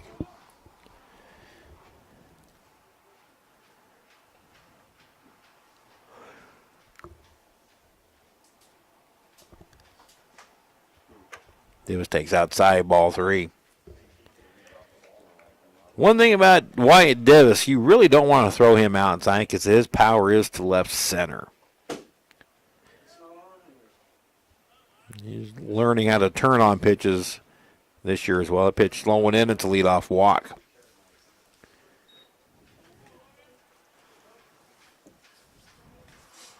Moore, the 5th Independence pitcher. He surrenders the 6th walk to the Blue Dragons by the Pirates. Hutchinson has only struck out 3 times today. Of the 19 runs allowed, 15 have been earned. Ball 1 to Logan Sartori, who is 2 for 4. Sartori, the only Blue Dragon this year with a 4-hit game. Bobby Morganson has a chance to tie that. He's on deck. Ball 2 to Sartori. Sartori's 4-hit game came in the series finale against Coffeyville on February 10th. Pitch taken upstairs. That was the day where Denny Steckline thought he had a run roll game and wound up freezing for 2 more innings. Yes. Here's the cripple to Sartori. Taking all the way, it's a strike at the belt, 3-1.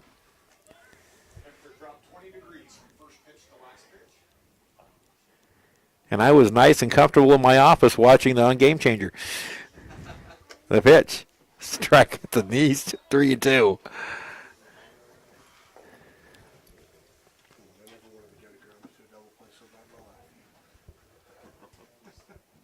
Here's the payoff. Lifted to shovel left down the line, giving chase to Harborough-Thomas. He dives and it lands foul. Foul ball. Eat more chicken. Eat more beef. Eat more chicken. Everybody will return from whence they came, and we'll do it again at 3-2. That's what he said. Foul ball and Chick-fil-A. Eat more beef. Where? I've been to one of those in a while. I used to go. Some of them. Right-hander throwing in the dragon pin. Colin Hondorf, we may see him in the 9th.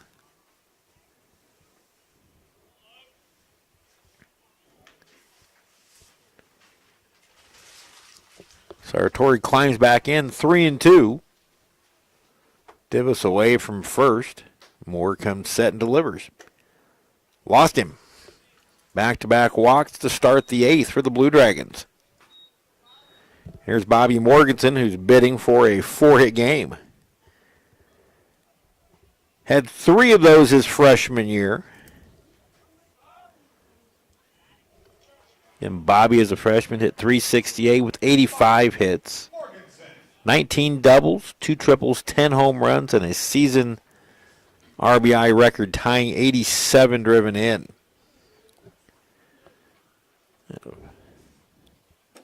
Takes high and tight, ball 1.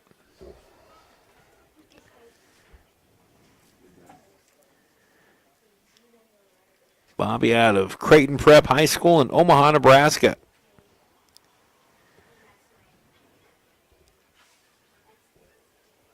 The pitch, slider low and away, 2-0. Right-hander throwing in the Independence bullpen. And is Ryan Ferger. Now, conference at the mound to settle Skylar Moore down a little bit. He's allowed back-to-back walks here in the 8th.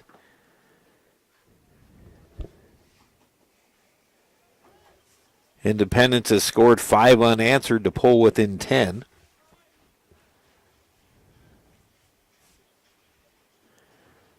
$19 runs, obviously a season high for the Blue Dragons, as is the 15 hits.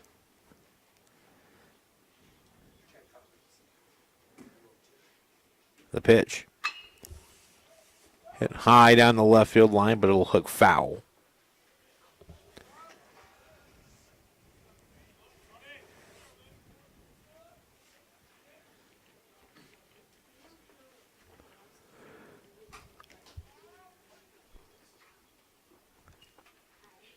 Sartori not being held on at first. They're kind of shading Divis at second. 2-1 pitch. Loop to left, coming on is Harborough-Thomas to make the catch. Now scrambling back so he won't get doubled off as Divis, and he does get back. 1 away now, as Morganson is now 3 for 5. Williams will be the batter hitting for the second time.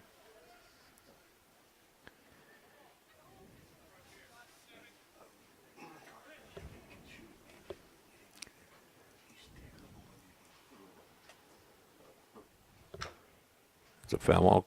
Reach on a fielder's choice, and then saw the hustle. Logan Sartori scored all the way from second on that play.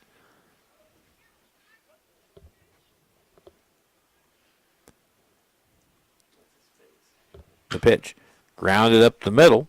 Shortstop gets it out of his glove and safe at first. They called him safe, and now He thought he heard out.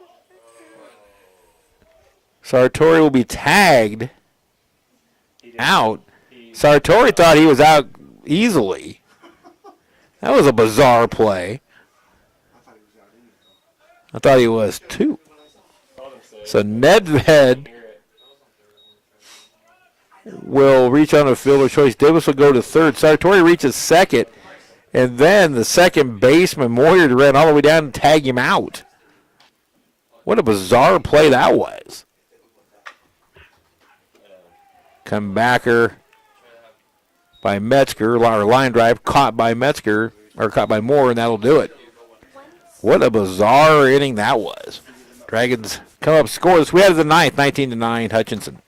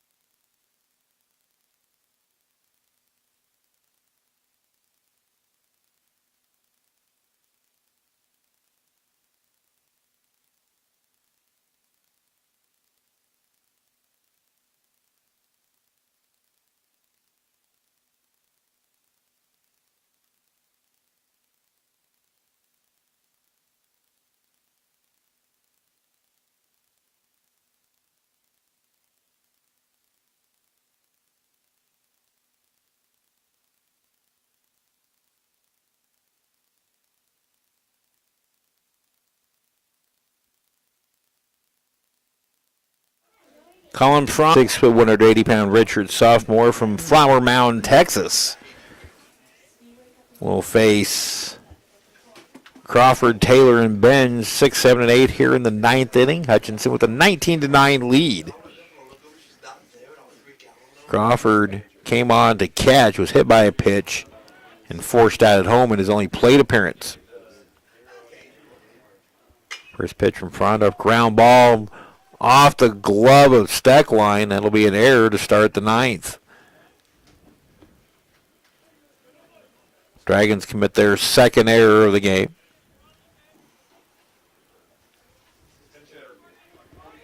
Oh, a pinch hitter now.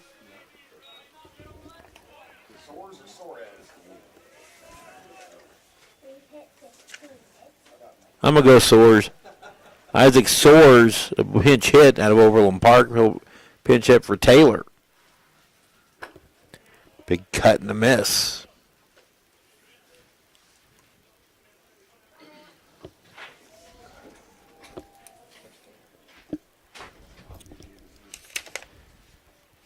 Soares with his second plate appearance, he's 0 for 1, and now he's down in the count 0-2.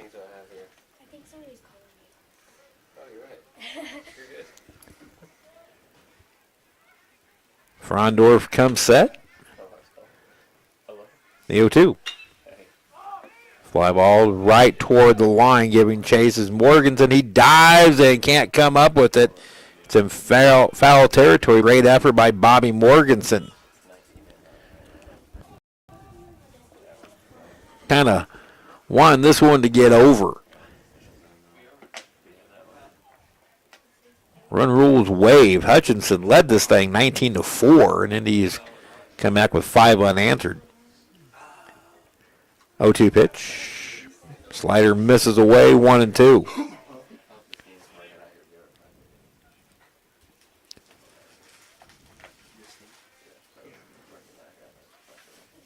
The wind in the pitch.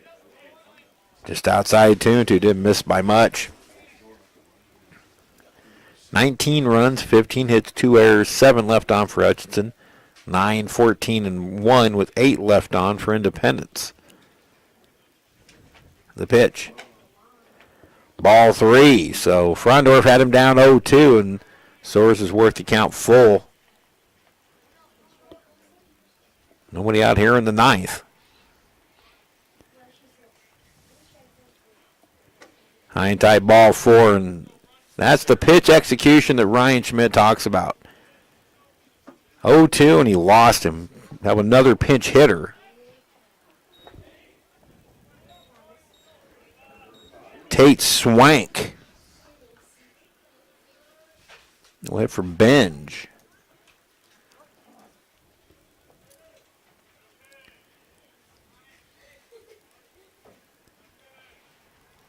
The pitch. Strike called.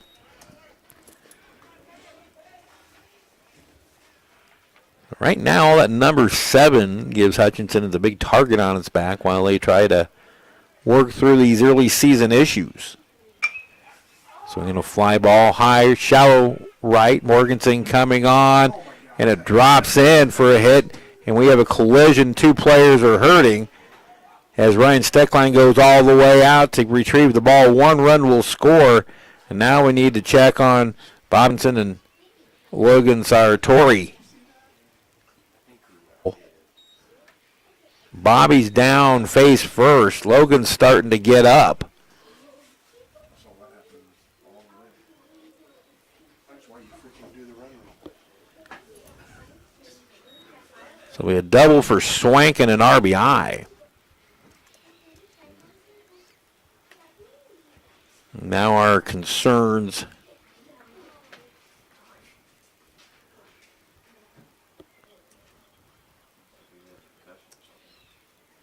with Bobby Morganson. Logan Sartori looks all right.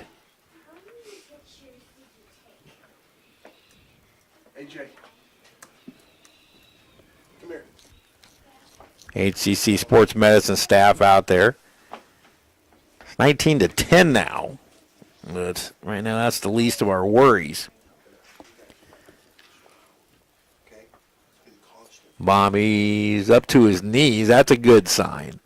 And he has gotten up to on his feet. He's pretty wobbly out there, and I'm pretty sure he's coming out, and indeed he is. Les Money and head coach Ryan Schmidt out there. And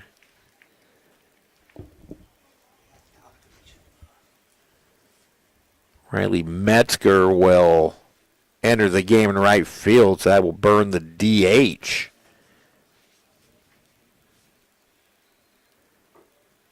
Well, I'm not sure how that works.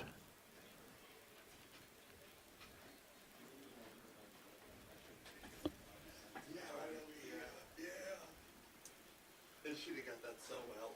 Good job. So Metzger stays in the game. So Because I only showed up on the last day. Better not come in and play, Kurt. yeah, no kidding.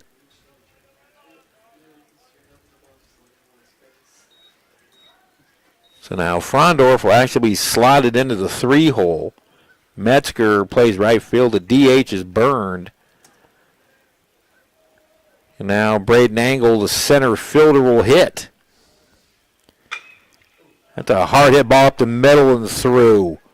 1 run will score to make it 19-11. And the first 4 have reached here in the Pirate 9th, and 2 have crossed.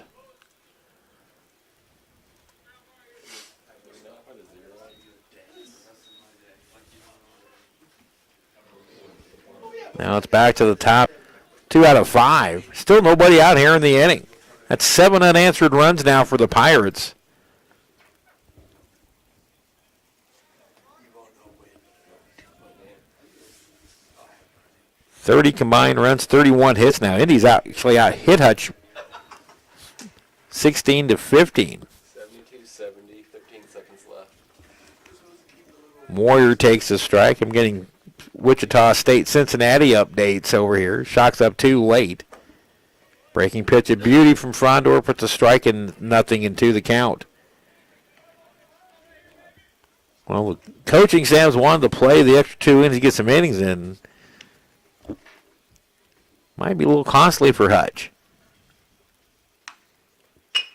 High chopper to left side, fielded by Crit Williams. He goes to second for 1. That'll be the only play.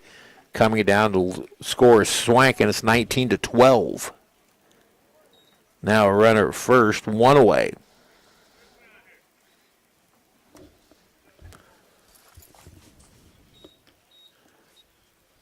Here's Kyle Petty.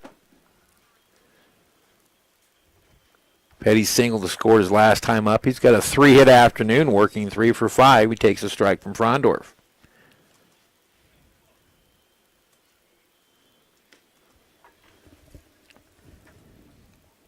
Love to see a double play ball right here. Breaking pitch misses, low and away, 1-1. Wind continues to howl out to now. That's back to straight center. Wind out of the south. Foul tipped at the plate, 1-2.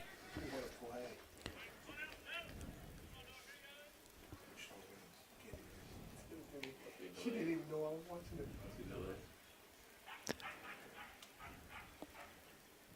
Runner gets his lead at first. Frondorf's 1-2 pitch. Misses outside, 2-2.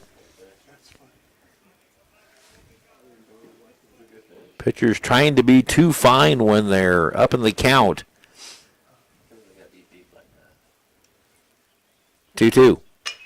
Ground ball right side to Sartori for one. They go second for one. On to first, safe. So they get the lead runner, and there's two away.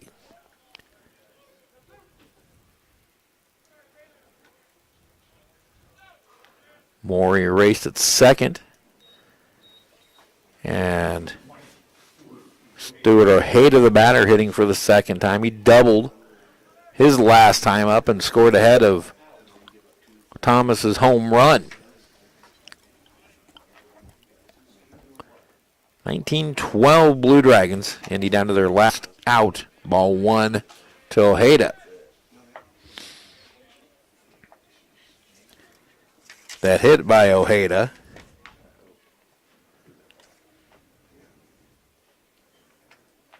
This is third of the year. Ball two now to the independent shortstop.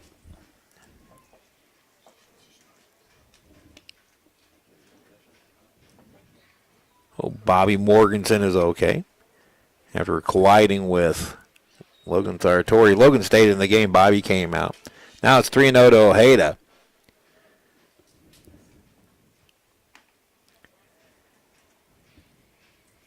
Here's the cripple. Lost him. 4-pitch walk with 2 outs. 2 on, nobody, and 2 out for Lance Harville Thomas, who homered his last time up. Give that 7-run strike.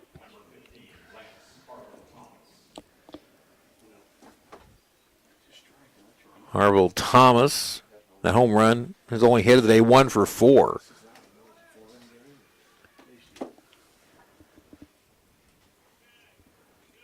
Frondorf's pitch. Outside for a ball.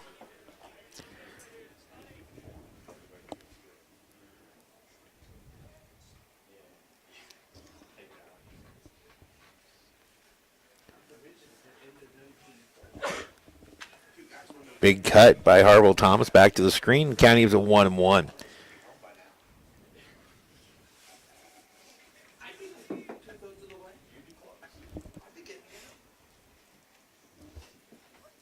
Dragons out away from their 4th win of the year. Breaking pitch off the plate wide, 2-1.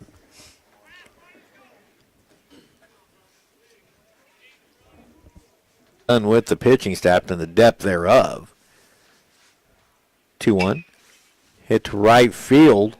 Drifting back is Metzger. He's got it, and that's the ball game. Tough catch looking into the sun on a well-hit ball by Harville Thomas. But the Blue Dragons win it 19-12. We'll wrap it up right after this.